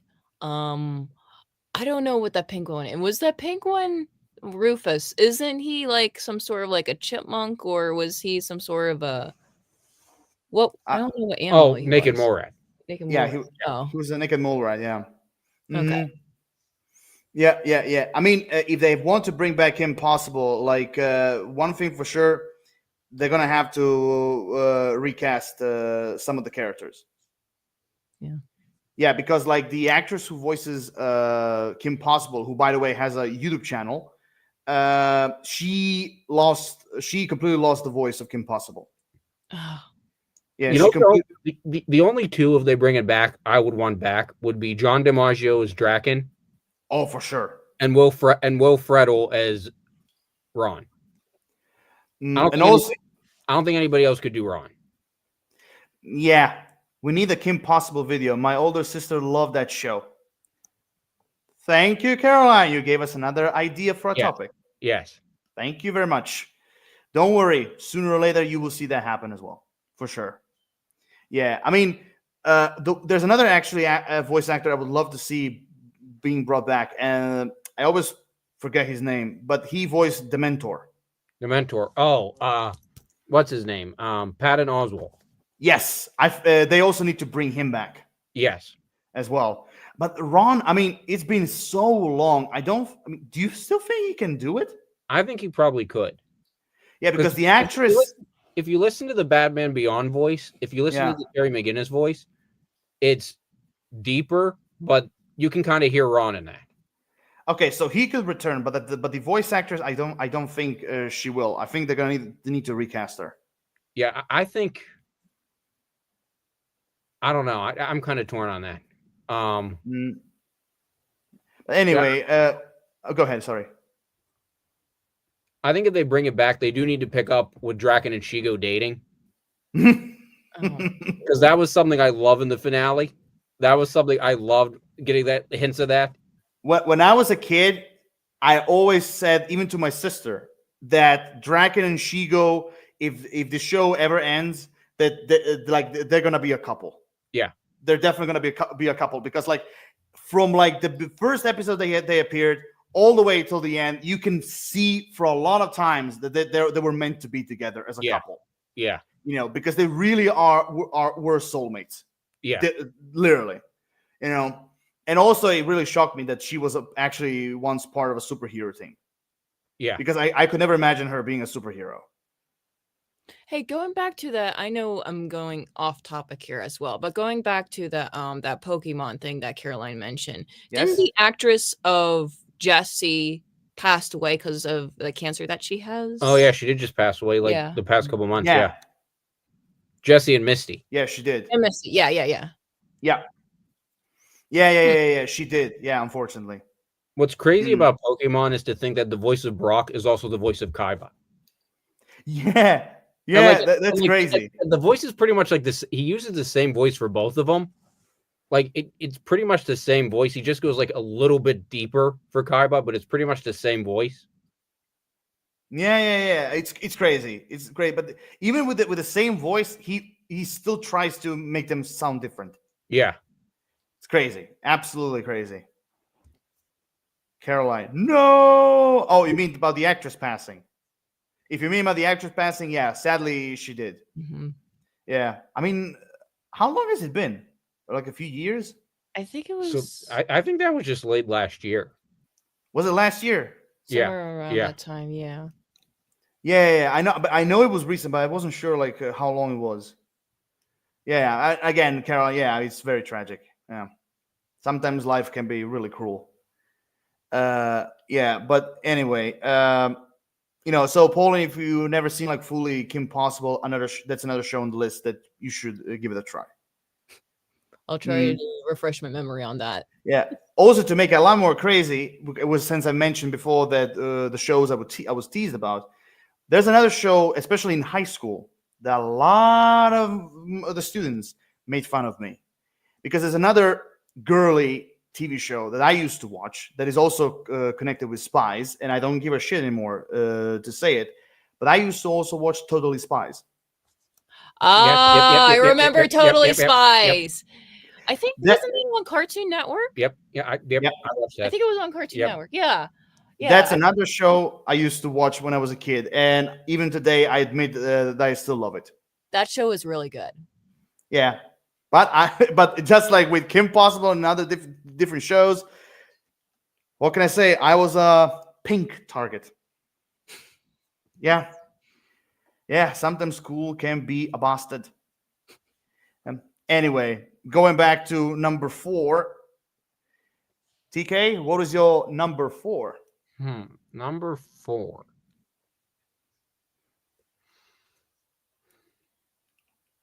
I'm gonna go with Recess. Nice. I like the Nice. concept. I like the story. I thought the movie was really good. That's another movie that they need to release a soundtrack for. But no, I love that show so much. Another show. Well, no, I'm not gonna. No, but Recess. Yeah, I love Recess. Fair enough. The What theme was your The theme song I love.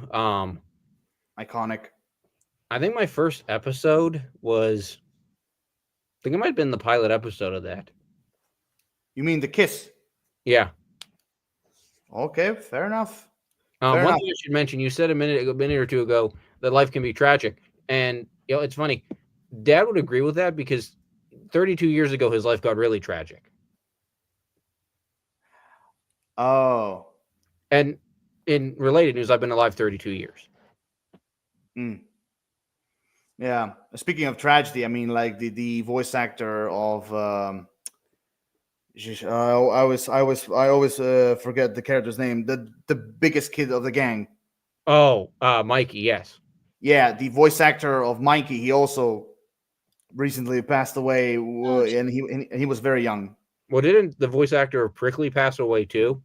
Yep. He also passed away last year. Yeah. I think he passed away. Yeah.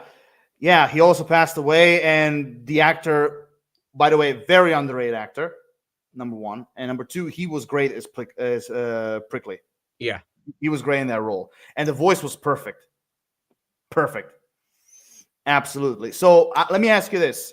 Of all the kids in the playground, that involves the Recess gang and the other kids. So of all the kids in the playground, who's your favorite? TJ. Okay, let me make it a little bit difficult. Outside the Recess gang. I had to do this. Outside the Recess gang.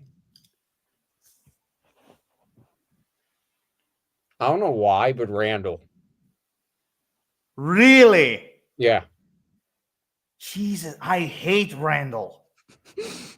Like, it's one of those kids that will break every bone in his body. No, because seriously, the reason why I hate Randall, because there was a kid in elementary school that was exactly like him. And I was like, and literally, we were sworn enemies. So every time when I watch Recess, the Randall reminds me of that kid.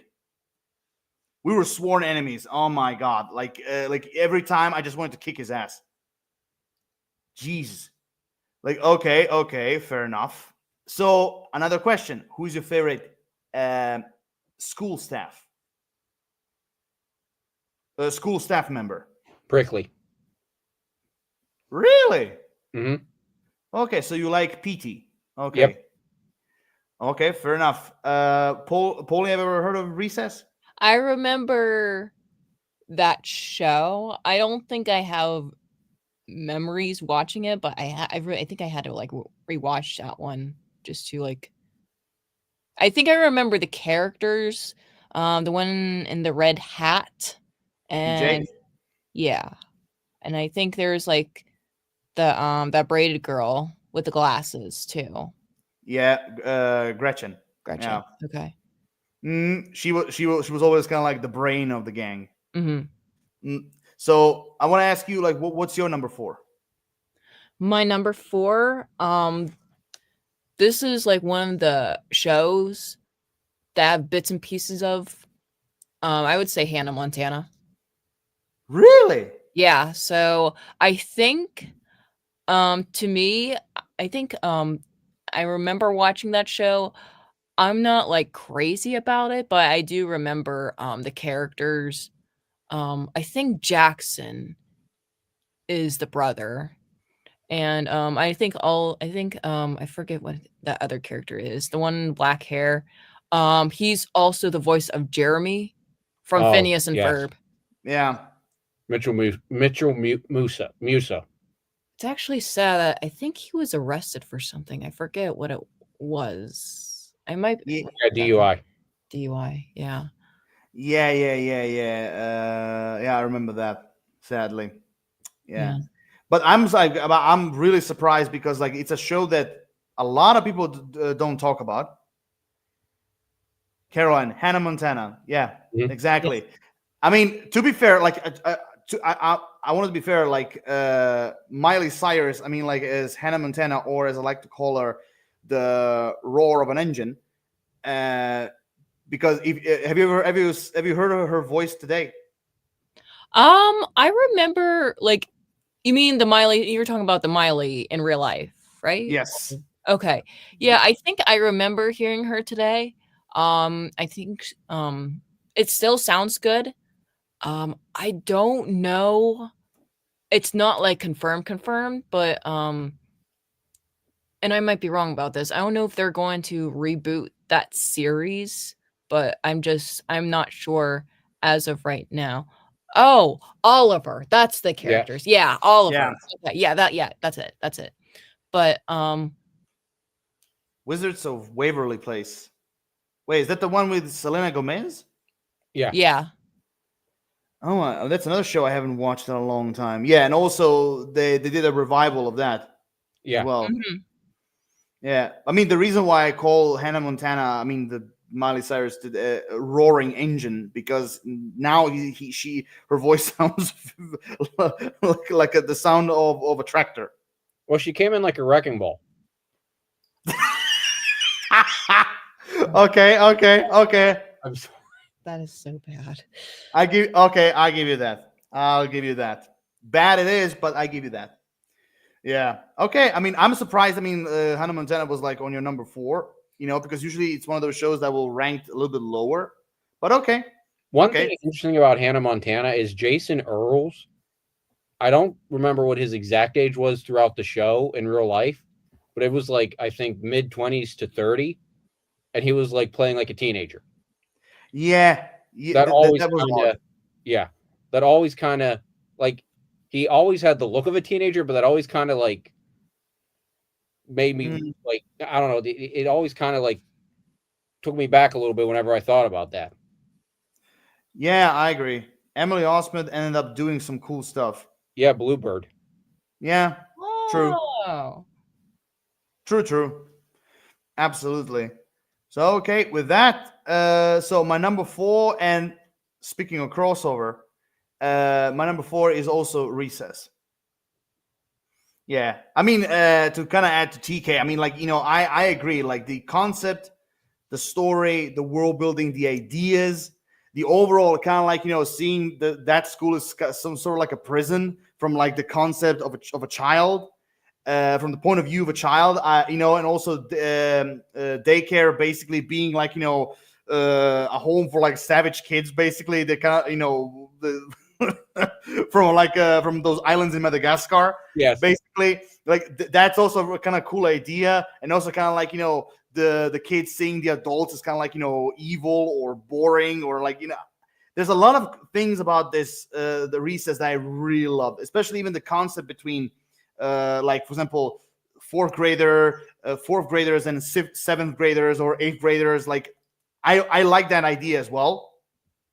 I really like that. And also, like, basically all this single, like, scary stories or mysteries that for a child might feel like, unnatural, but like, when you grow up, you feel like, okay, like, it's just a normal, usual things that will happen.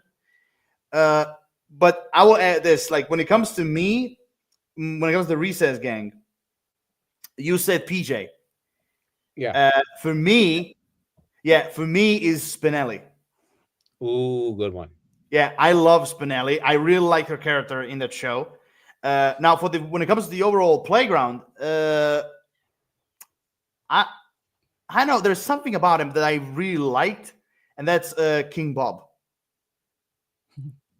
I mean, I mean, again, something about this character that I really like, not because he was king, but like the overall idea, basically, that the showrunners had with his character, kind of like representing, since he's an 8th grader, like he's kind of like the king of the playground and everything, like, because they're the oldest.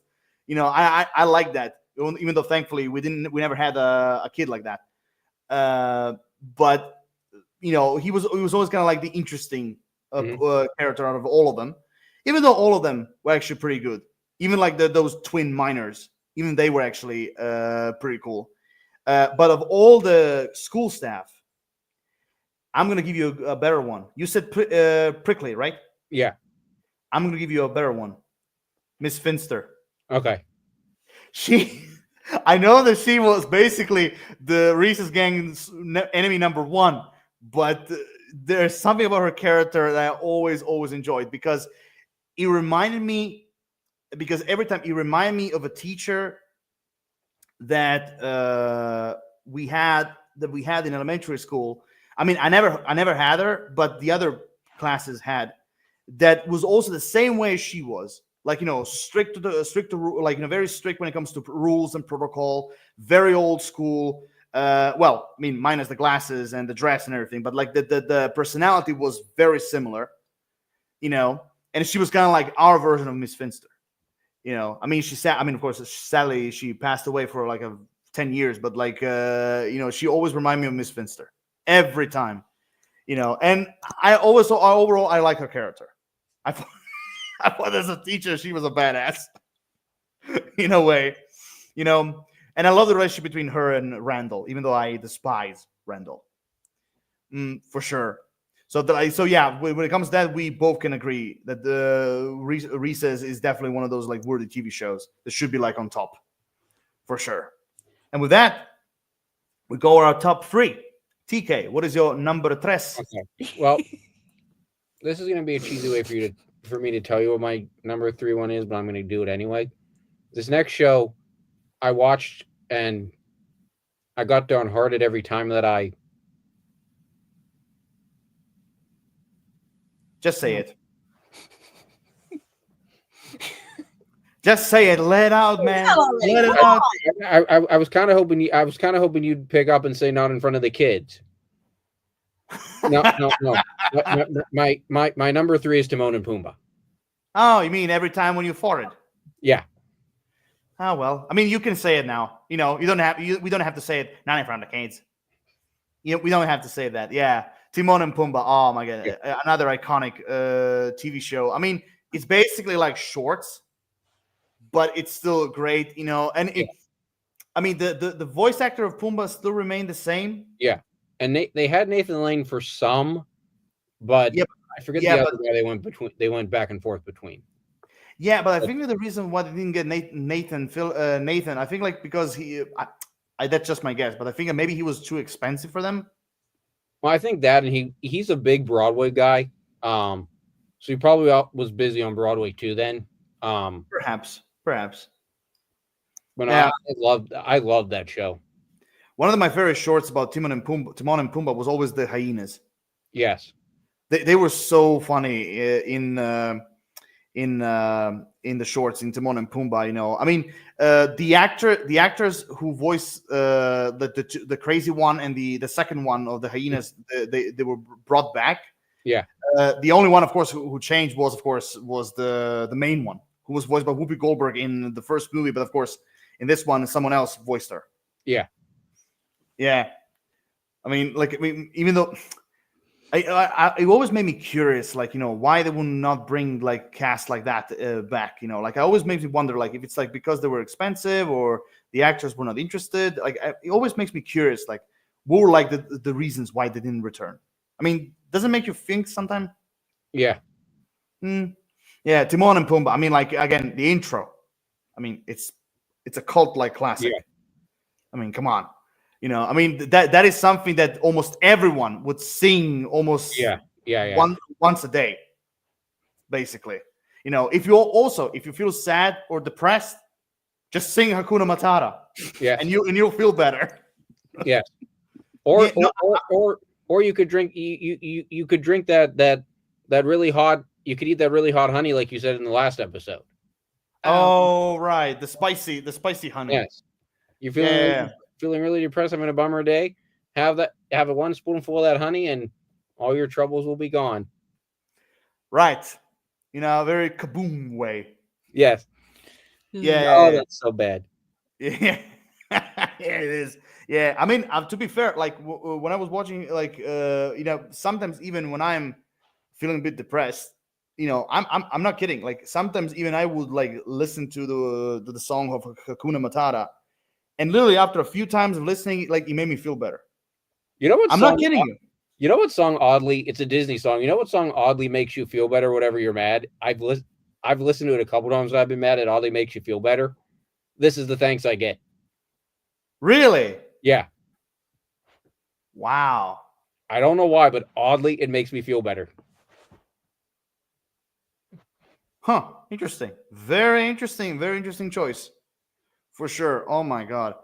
Like yeah. I mean, what? Tell me. Tell us, Pauline. Like, what is your Disney make you feel better song? Since we're at it. That is really a good question. I don't know. I'll really have to think that I'm just gonna choose a random. You've got a friend in me. I don't know. Okay. Okay. Yeah. That's a good one. Yeah. I mean, for me, my pickup song, like that makes me feel good, but also at the same time very energetic, was is the Genie's "Never Had a Friend Like Me." Oh That's yeah, a good that one. that That's a one's good really one. good. Yeah. Colors I mean, of the Wind might be another one too, because it's very soothing. yeah. Yeah. I mean, by the way, like, I mean, I'm of course I'm a villain's life as a person, but like, if there's one villain song in Disney that always makes me feel like, you know, kind of like brights my day, ironically. But it's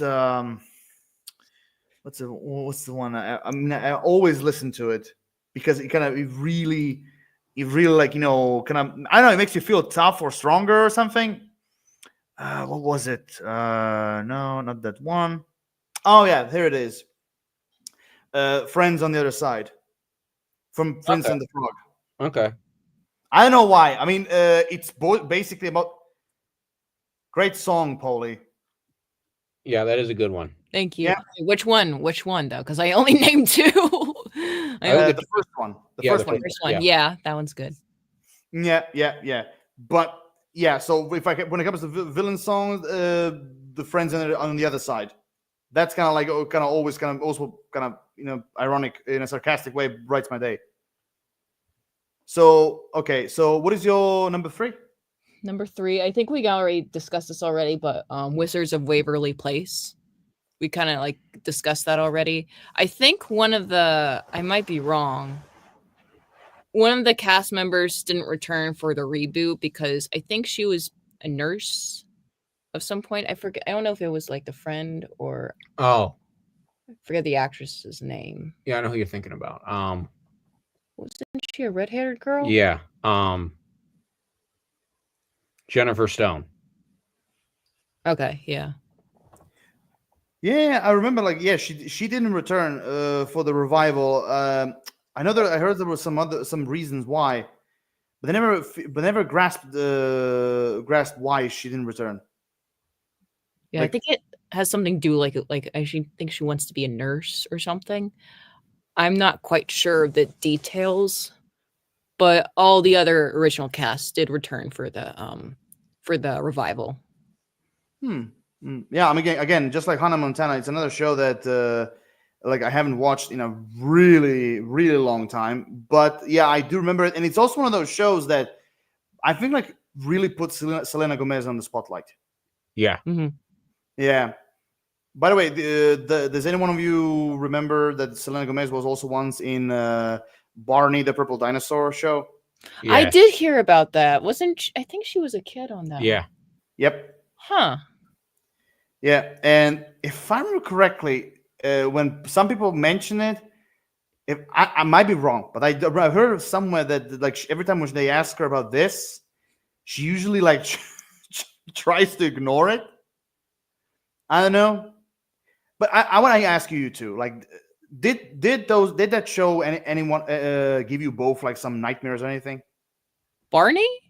Yes, Not Barney- really. Not really. No. because a lot of people on YouTube or anywhere, I've seen a lot of people saying like, you know, oh my god, this show gave kids like traumatic experiences. It's scary, give them nightmares. The costumes looked scary, blah blah blah. Like, I'm like, are we talking about the same thing?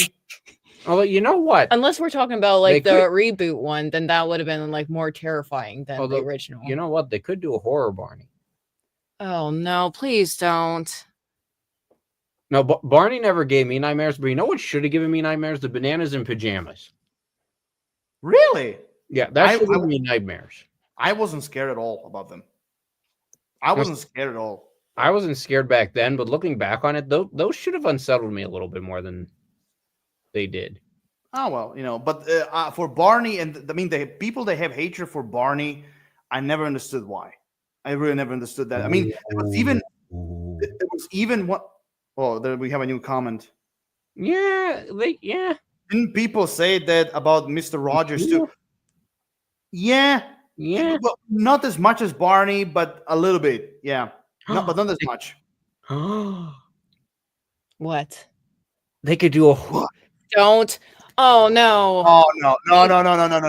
Please don't Just- go there. They Please. could do a horror, Mr. Rogers. No, they can't. No. Trust me. If they do that, they'll They'll be family scared of of Mr. the Rogers. I mean, not just simply people will be after them, but like the family of Mr. Rogers will be after them. Now, Coraline gave me nightmares.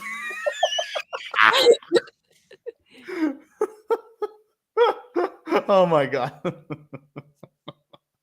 Jesus. I mean, there's another thing when it comes to speaking of Barney, like there was another thing I remember.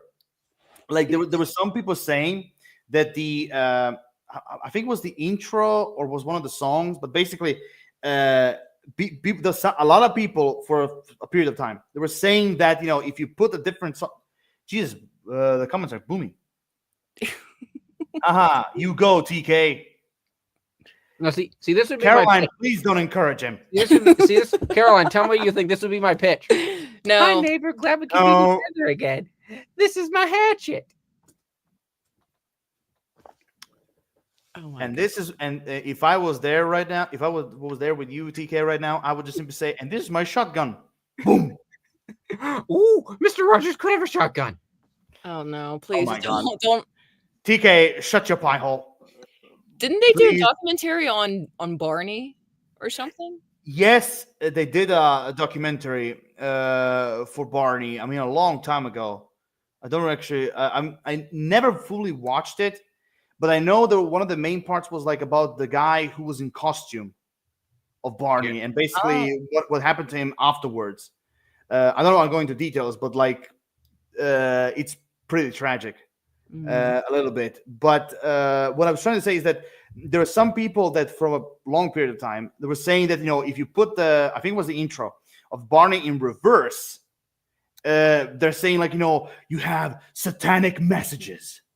Oh wow! And I watched that and I watched that video, and when I finished it, I was like, people have a lot of time on their hands because literally.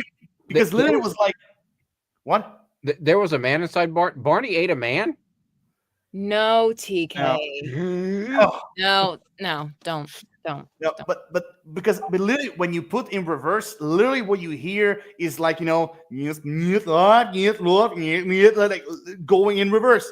People were saying like because there were even like lyrics saying like that's what they say, and I'm like, where the hell can you hear that? It was crazy. It was crazy. Like I know.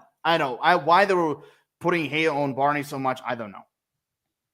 I really don't know. But anyway, my number 3 is, of course, you mentioned that before, TK. My number 3 is DuckTales, because the original, of course, not the 2012 thing. Yeah, the only thing I praise from that is like some of the plot points they kind of explained. Like, for example, Huey, Dewey, and the third one's mother. Yeah. That's the one. Like, that's one of the things that I love. They explain it, and also Debbie Tennant as Scrooge McDuck. I mean, like, you can't go wrong with that.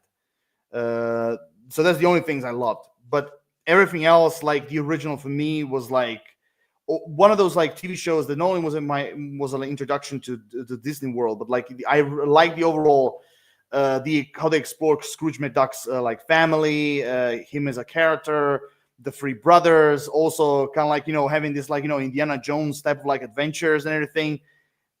There were so many things. I mean, so many characters were used in that show, from like the Beagle Boys to like Magica the Spell to like what was the other ones, like from like Scrooge McDuck's butler, like so many characters that usually you will find in Mickey Mouse like comic book, basically, and through this show they were brought back to life, and it was really great, but also, I mean, come on, like Ma Beagle as well, like I mean, June Foray, the way how she voiced her was great. But the only one I think it was missing about the Beagle Boys, the only one that was missing was their grandpa. That's the only one that was missing, because there was a grandpa of the Beagle Boys. Yeah, but overall, like everything about it, from the animation, the story, the villains, the characters, Scrooge McDuck, I mean, the original actor, God rest his soul, like, he will always be remembered as Scrooge McDuck. I mean, some people might remember him, from the Beverly Hills Cop 3 movie, but he played the owner of the amusement park. Okay, yeah. In Beverly Hills Cop 3. Yeah, that was Scrooge McDuck, like the original voice actor. Yeah, I mean, like, but again, that's one of those TV shows that really is close to my heart, and I will binge it like even today, all the seasons, because it's just simply great, and also Flinghar Glumgold, like he's one of my favorite DuckTale villains ever. I mean, first of all, like, I just love, like, you have two Scottish characters going at each other's throats for, like, who's the richer, which is simply spectacular. Now, with that, we go on number two. So, TK, what's your number two? Kim Possible. Number two. Yep. Nice. Okay, I mean, I don't. Go ahead. Yeah, it just has great continuity. I like how it has a proper finale. I like how they actually decide to continue it after So the Drama.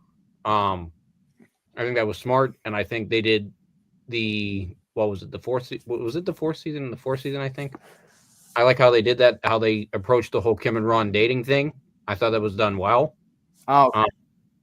I thought that was done really well. Yeah, that was done, I think. Was that done? I'm sorry to stop you. Wasn't that done after that 3 parts story where Draken almost conquered the world with those robots? Yeah. That was the one. Yeah, I mean, you and I can both agree, we saw it coming. Yeah, they're gonna be with each other, like, as a couple. Like, we all saw it coming. Yeah, but I will say this. I will agree with you. Beautifully executed. Yeah. And also, I just want to say, senior, junior, and the other cheerleader girl. Bonnie. Yeah, Bonnie. They're meant for each other as well. Yeah. Absolutely. Yeah. Okay. I mean, Kim Possible, number 2. Very impressive. What about you, Paulie? So this one is like a little together, hand in hand. Their Sweet Life of Zach and Cody, and then their Sweet Life on Deck. So it's a little similar. So that's why they're like tied in together. I remember watching the show. I remember the theme song to the Zach and Cody one where they're at a hotel, and then I don't remember the theme song for when they're on a ship. I think they were on a cruise ship. Yeah, it was a cruise ship. Yeah, it was a cruise ship, and I don't remember the intro. I mean, I have it in my head, but I don't remember the lyrics, how it went. Mm-hmm. But almost like all the characters returned for the cruise TV show. I mean, yeah. But Zach and Cody. I mean, I remember that as well. I mean, again, it's one of those shows I used to watch it. It was always like airing somewhere around 4 or 5 p.m. like in my time. Throughout the entire week, and it was kind of interesting. It was funny. I mean, the humor. The humor overall was like very childish. Because after all, it was like a kid-friendly sitcom. But the performances, the characters, the overall story and everything, it was actually pretty impressive. I do remember it. Yeah, it was actually a pretty impressive sitcom. As a matter of fact, I'm gonna add this. Zack and Cody. Actually, I prefer that sitcom more than Hannah Montana. Oh. I mean, again, that's just me. Mm. Yeah, I don't know, because there's something about Zack and Cody that actually welcomed me more than Hannah Montana. Okay, so okay. That's silence. That's good. That's good. That's good. Yeah. Okay. Yeah. I mean, my number two, and I mean it's classified as a Disney TV show, but my number two goes to Gargoyles. Okay, Oh. that's a good one. Gargoyles, because like I mean, one of my friends told me, like, hey, you should watch this show. It's really cool. Like, it has a really good story, really great characters. It's a type of story that you would really like. Very similar to Batman the Animated Series. I was like, really? I was like, okay, I'll give it a try. So I started watching it, and I finished like all the seasons. I finished them in like a month. I finished the entire show in a month with breaks and everything, and it was really good. I really liked it. It was like, of all the Disney TV shows, I can definitely see this TV show being like the one they took a lot of risks with this one, because like it was more targeted. I would say this: Gargoyles' TV show is not very child friendly, because there's a lot of themes in there that it's more targeting towards like young adults and maybe even teenagers. Like, for instance, have you ever watched TK Gargoyles? Bits and pieces. Okay, there was an episode, which, by the way, one of the Gargoyles is voiced by Bill Farbuckle, who voices Patrick Star. Like it was absolutely amazing. Like, I still cannot believe that he was one of the Gargoyles. But anyway, he was obsessed with like action movies and like guns and everything. So there was a police officer, a policewoman who actually is a friend with the Gargoyles. And basically, he was like in her apartment, and he was kind of like playing with the gun and everything that she left. What's the thing called? In the what police officers have? Oh, the gun holster. Yes, she had it in her holster, and basically when he was like, basically playing with trying to shoot, he accidentally shot, out of this gun, and he accidentally hit her. And basically throughout the entire TV show, for the entire episode, you have this theme basically about guns and everything, and what they're capable of doing and everything. Like it's a very dark and serious theme, but it's played so well in this episode, so well. The Goliath, who is voiced by Keith David. He was kind of hunting down the criminal that was after the policewoman. And the Bill Farbuckle Gargoyle was kind of going on a rampage for the entire city, blaming himself what happened, and kind of going up against everyone who holds a gun. It's really cool. It's really cool. And not to mention the villains in this one are really great. Every single one of them are so memorable. Not to mention the cast. Oh my God, the cast in this TV show was phenomenal. There was one character in the show that's called Macbeth, literally, and he was voiced by Gimli. Yeah, he was voiced by the actor Gimli. And then one of the main villains, he was voiced by what's his name from Star Trek Next Generation. What's his name? Just give me a second. Let me check. Where is it? Okay, Jonathan Frakes. Okay, yeah. He was voiced by Jonathan Frakes. Like he was great. They had a really big, rich cast in this one. I mean, Ad Asner was also one of the Gargoyles. It was great. Like if you ever decide to binge at least first season of the Gargoyles, you can give it a go, because I think you're gonna like it. Yeah. I mean, Paulie, have you ever heard of Gargoyles? I don't think I've ever heard of that show. You should also give it a try. Yeah. Yeah. And with that, we have come to numero uno, number one. All right, then, ladies and gentlemen, we have come to the number one place. So, in all this top 10 championship, who is your number one favorite TV show? So, TK, give us your number one winner. Stanley. Oh, Stanley. Yes. Of all the shows, you chose Stanley? Yes. Oh my! Why? The Great Big Book of Everything. Stanley, that little kid that has the head of a fishbowl. Yes. Jesus, of all the TV shows, you put this one. Okay, Caroline, one. Yeah, that's right. We are number one place right now. Yep. Okay, Stanley. Okay, but could you please, for the love of God, tell me why? The Great Big Book of Everything. I love that song so much. Okay. It's a weak excuse, but okay. I'll give you that one. We each have our own.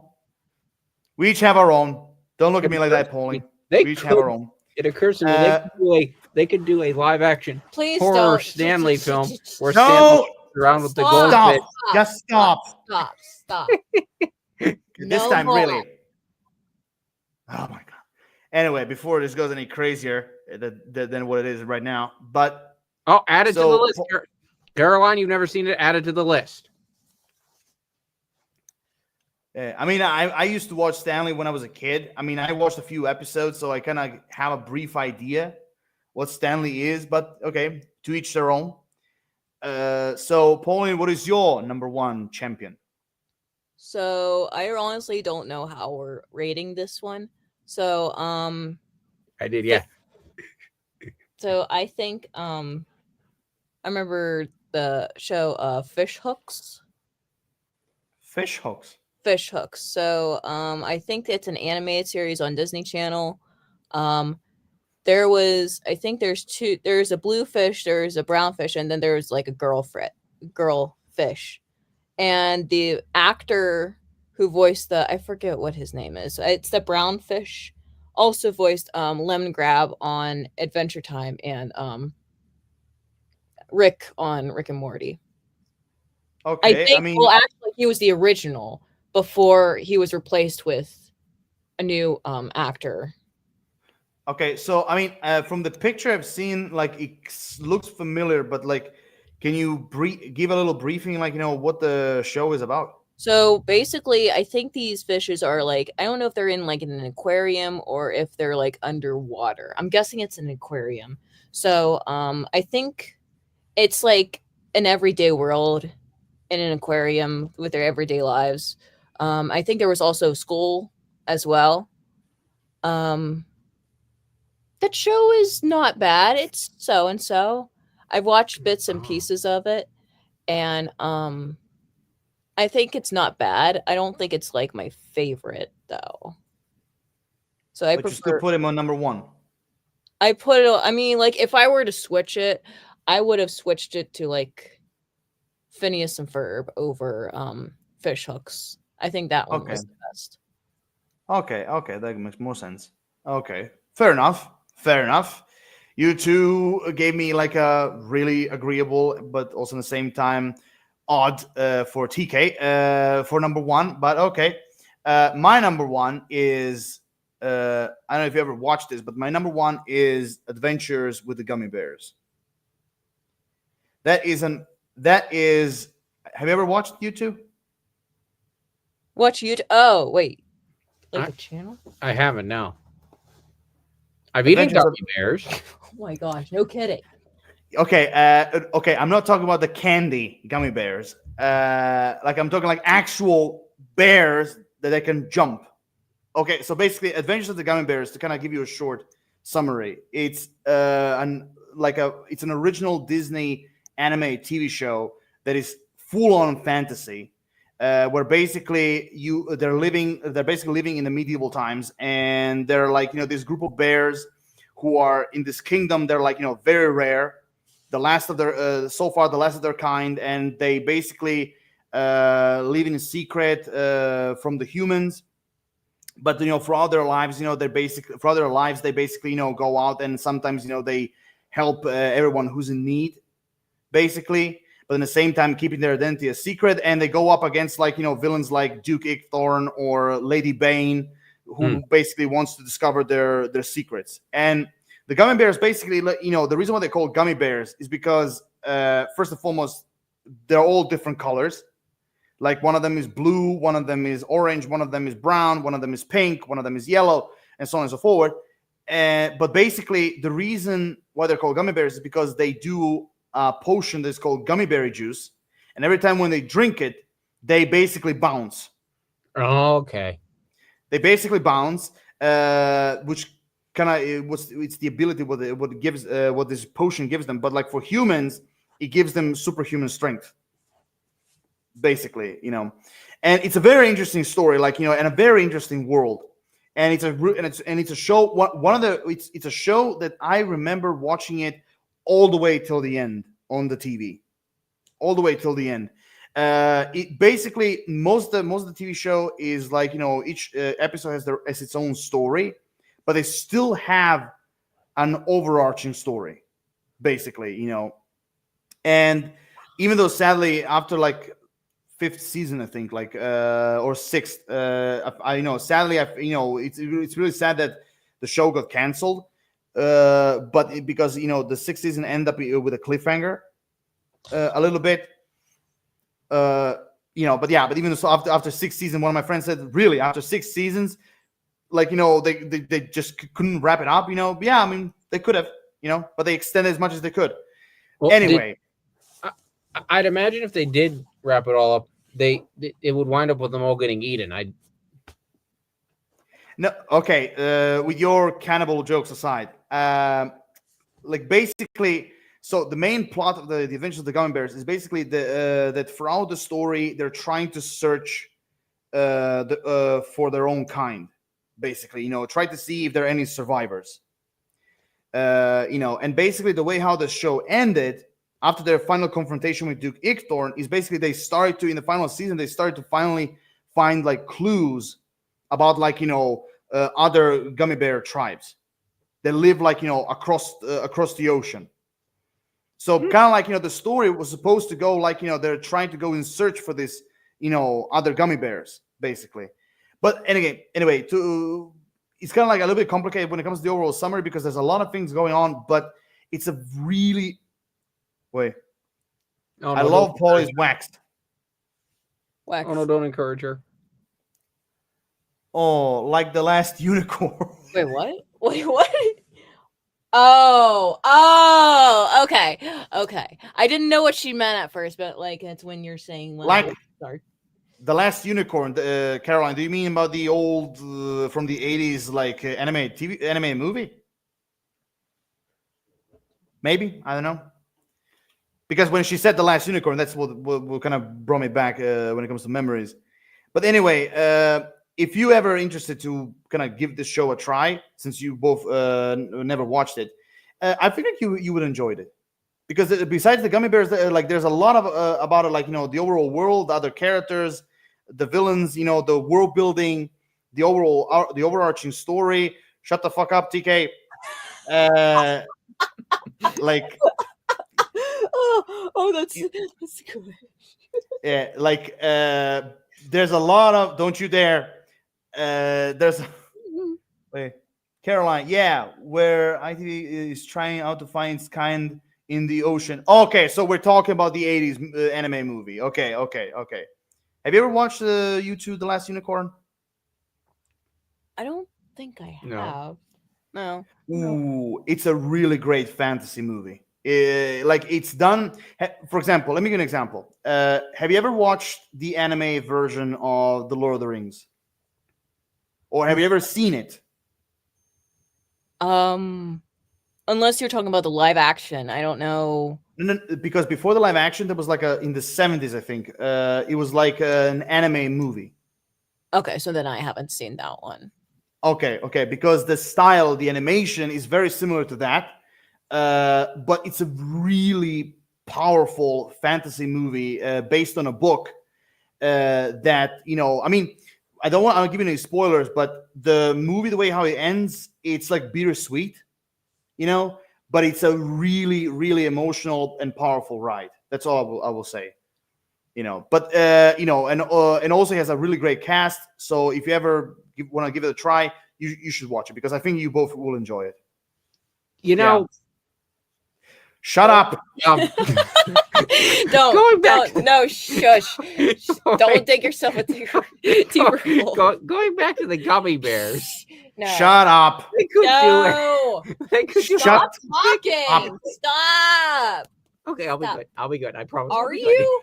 I'll be good. Are If you? you don't shut up, I'm gonna contact Duke Ickthorn and I'm gonna send ogres after you. Okay, I promise I'll be good.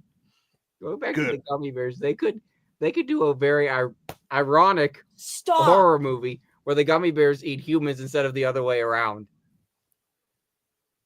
The humans don't eat gummy bears, you dimwit. I know, but the gummy bears could eat the humans like humans eat the because Just don't. Please. Please don't. Yeah, no, Just don't go there.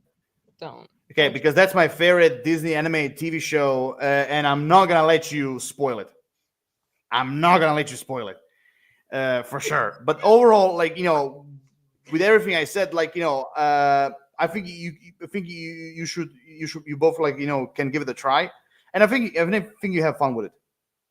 I think you will. You know, it's a very when it comes to Disney animation, because usually what they do TV shows that are based on past projects. And the reason why I love this one, why it's my number one, is because it's like very original. It's very original, very creative, has a very interesting plot, very interesting characters, you know, and the overall lore and mythology around the gummy bears. Shut up, TK. You know, but you know, so I think like you would enjoy it. So I think you would have enjoyed. So now, with that being said, with all the craziness, TK, shut up. Don't. Please don't. one thing, if I could, No. Stop. Just going back to the last. Stop. Just going back to the last unicorn. Please don't. No. You can no. The rule is if you watch the movie, then you can make a joke. But if you haven't watched it, then you're not allowed. Touche. So Oh my god. shut up. Anyway, so with that being said, now we've come to the finale, which of course is honorable mentions. Now, the way how this works is this time you both basically all three of us will say our like entire honorable mentions list. Like, we're not gonna go one per one. We're just gonna mention, like, you know, as much as you have put on your honorable mentions list. So TK will do his own, Paul yours, and then mine. So TK, I'm really curious. You know, What are your honorable mentions? Lilo and Stitch, the series, Okay. The Weekenders, Okay. and Out of the Box. Huh.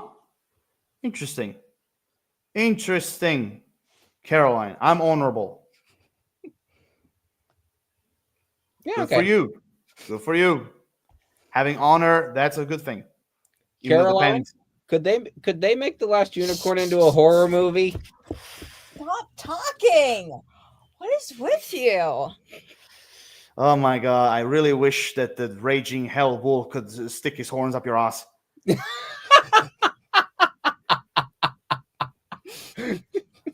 When you watch the movie, you understand what I mean. Jeez. Oh my god. Anyway, so I mean, okay. Can you give us like a brief reason why are your honorable mentions? Well, Lilo and Stitch is an honorable mention because I really like the story. I really like what they did with the series.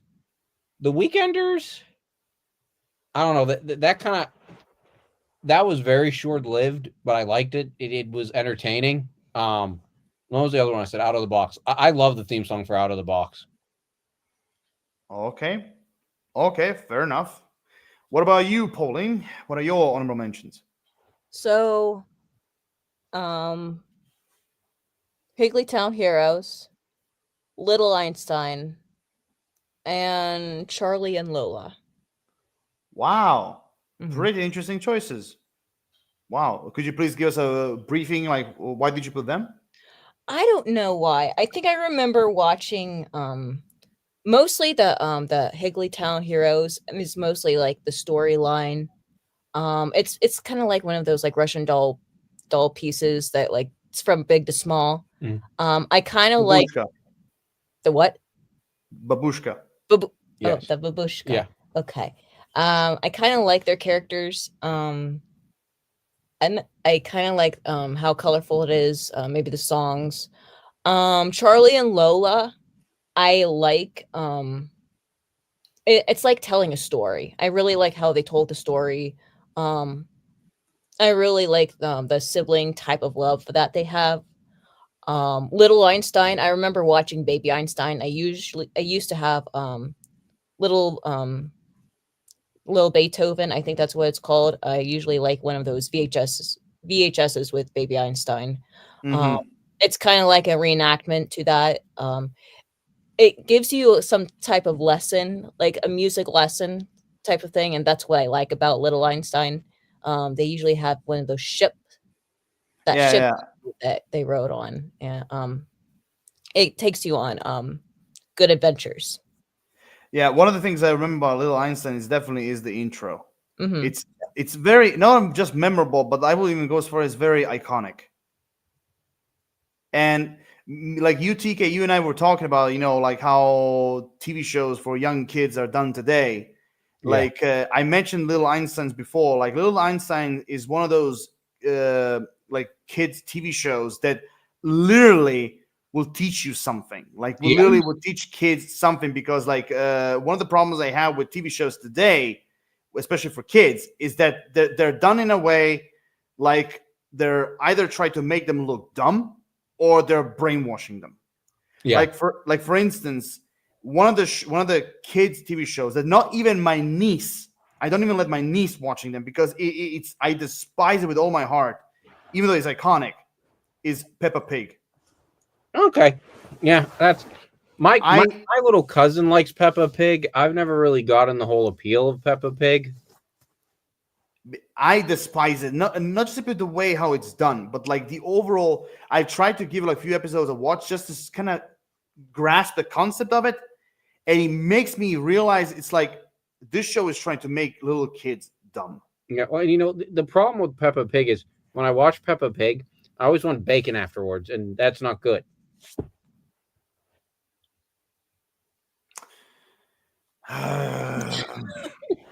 So you want bacon, and I wanted to strangle the showrunner. Yes. Basically give him psychiatric treatment. Comparatively speaking to Maggie and the Fantastic Beast, though, I liked Maggie and the Fantastic Beast. Okay, fair enough. Yeah, but Little Einstein's like going back to what Pauline said, like it's one of those kids like TV show that literally like kind of shows you the purpose, like literally tries to show you that that shows like that can actually teach kids something, like in this case, like if I remember correctly, Little Einstein's not they're talking like not just about history, they were talking also about like a lot of different things, right? Right. Yeah. Yeah, and very. Oh my god, let me see. TK's bacon quote made me laugh. Oh, Caroline. Oh my god, please don't get infected. Don't fall into the dark side, or in his case, greasy side. Oh my god. Anyway, so okay, fair enough. Now, for me, honorable mentions. Like one of them, of course, is I'm going with UTK is Lilo and Stitch the series, definitely. One of the others is, of course, the New Adventures of Winnie the Pooh. Ooh. That's also one of them. Mhm. Then one of the others I have is Bonkers. I don't know if you ever watched the show, which That is sounds familiar. Bonkers is basically like a Disney. Oh, I thought you said when you say bonkers, it was like, oh, it's crazy and stuff like that. No, literally the character is called Bonkers. Oh, okay. Yeah, it's basically it's a Disney anime version of like Who Framed Roger Rabbit, where basically you have humans and toons living together in the same world. Okay. Basically, and even though this TV show is so underrated because like a lot of people have problems with this because like just trying to copy Who Framed Roger Rabbit, but like look, but I'm like, it didn't copy the same characters or anything. It just simply is holding the same idea that the movie had, basically, and it's a really super fun time to watch. I'm especially like, seeing Pikel and Bonkers together as partners, like it's just simply amazing and funny. Now, one of the others I also have to mention in my honorable mentions is Mighty Ducks, the animated series. Okay. So Yeah. basically, it's a show that is based on the Mighty Ducks franchise, where literally you have ducks, like characters as ducks, who are like from another planet, and well, they're kind of like main sports is literally hockey, which also they kind of use for like combat as well. And it's a little bit silly, but like it's a silliness that I always kind of like grew fond of. And also they're kind of like fighting. The main villain is basically kind of like this like ancient species of dinosaurs or dragons, basically. The main villain is voiced by Tim Curry, who was really fantastic in that show. And the last one, again, another TV show that a lot of people made fun of me. Elena of Avalor. Okay. Elena of Avalor, again, another girly show, but like it's a show that I was kind of invested in because I really like the story. I like the characters. I like the story. I didn't mind the singing. And also it's a type of story that had a beginning and a middle and an ending. So those are like my honorable mentions. And again, with Lilo and Stitch, the only thing I can add is besides the crossover, also I like the idea of like how they're hunting other experiments. I got to go back and add 2 to my list that you're going to yell at me for. I got to add Kicking It, and I got to add Pair of Kings. Okay, each their own. Since you have brought them as well, I'm going to add another one. It's The Emperor's New School. Okay. Oh, yes, that yes. one. I remember that one. That's a good one. Yeah. The reason why I love that TV show, first and foremost, the guy who was mimicking the Cusco's voice from the movie is really good. He did a really good job. Also, a lot of the casting from the original movies, it actually came back, although John Goodman came back as Pacha in season 2. Yeah. And also, I do have to give mad respect to the actress who voiced Yzma in the show, just like she did in the movies. And I think that was the last thing she did before she passed away. Yeah. And that shows another one that had a proper finale. Yeah. I agree. It had a proper finale. But where would you put it? That's the question. Like, would you put it as would you put it as a prequel to Emperor's New Groove or after the first movie? Because like it's really crazy where you will put it. See, I saw it before as a prequel, but I'd put it as a sequel, I think. Mm-hmm. Okay, you can put it, but overall, like those are my honorable mentions for me. And for that, we have come to an end to another Shadow Council episode. Yay! Yeah. Besides TK shenanigans and butchering of a lot of the topics. I hope my whacking. Yeah, touche. With all that being said, I hope you guys have enjoyed this another Shadow Council episode. All of you guys know the drill. Comment, like, subscribe. Give me all personal thoughts and ideas. What are your top 10 Disney animated TV shows? Everything in the comment section down below. Besides, of course, if you want to see more previous Shadow Council episodes, they're going to be in the video description as well. But until then, like always, stay tuned for more. See you guys next week. And like always, Lord of Shadows signing off. The Lucky Bastard out. Polly out. And of course, I'll always like to close it with, later, fuckers.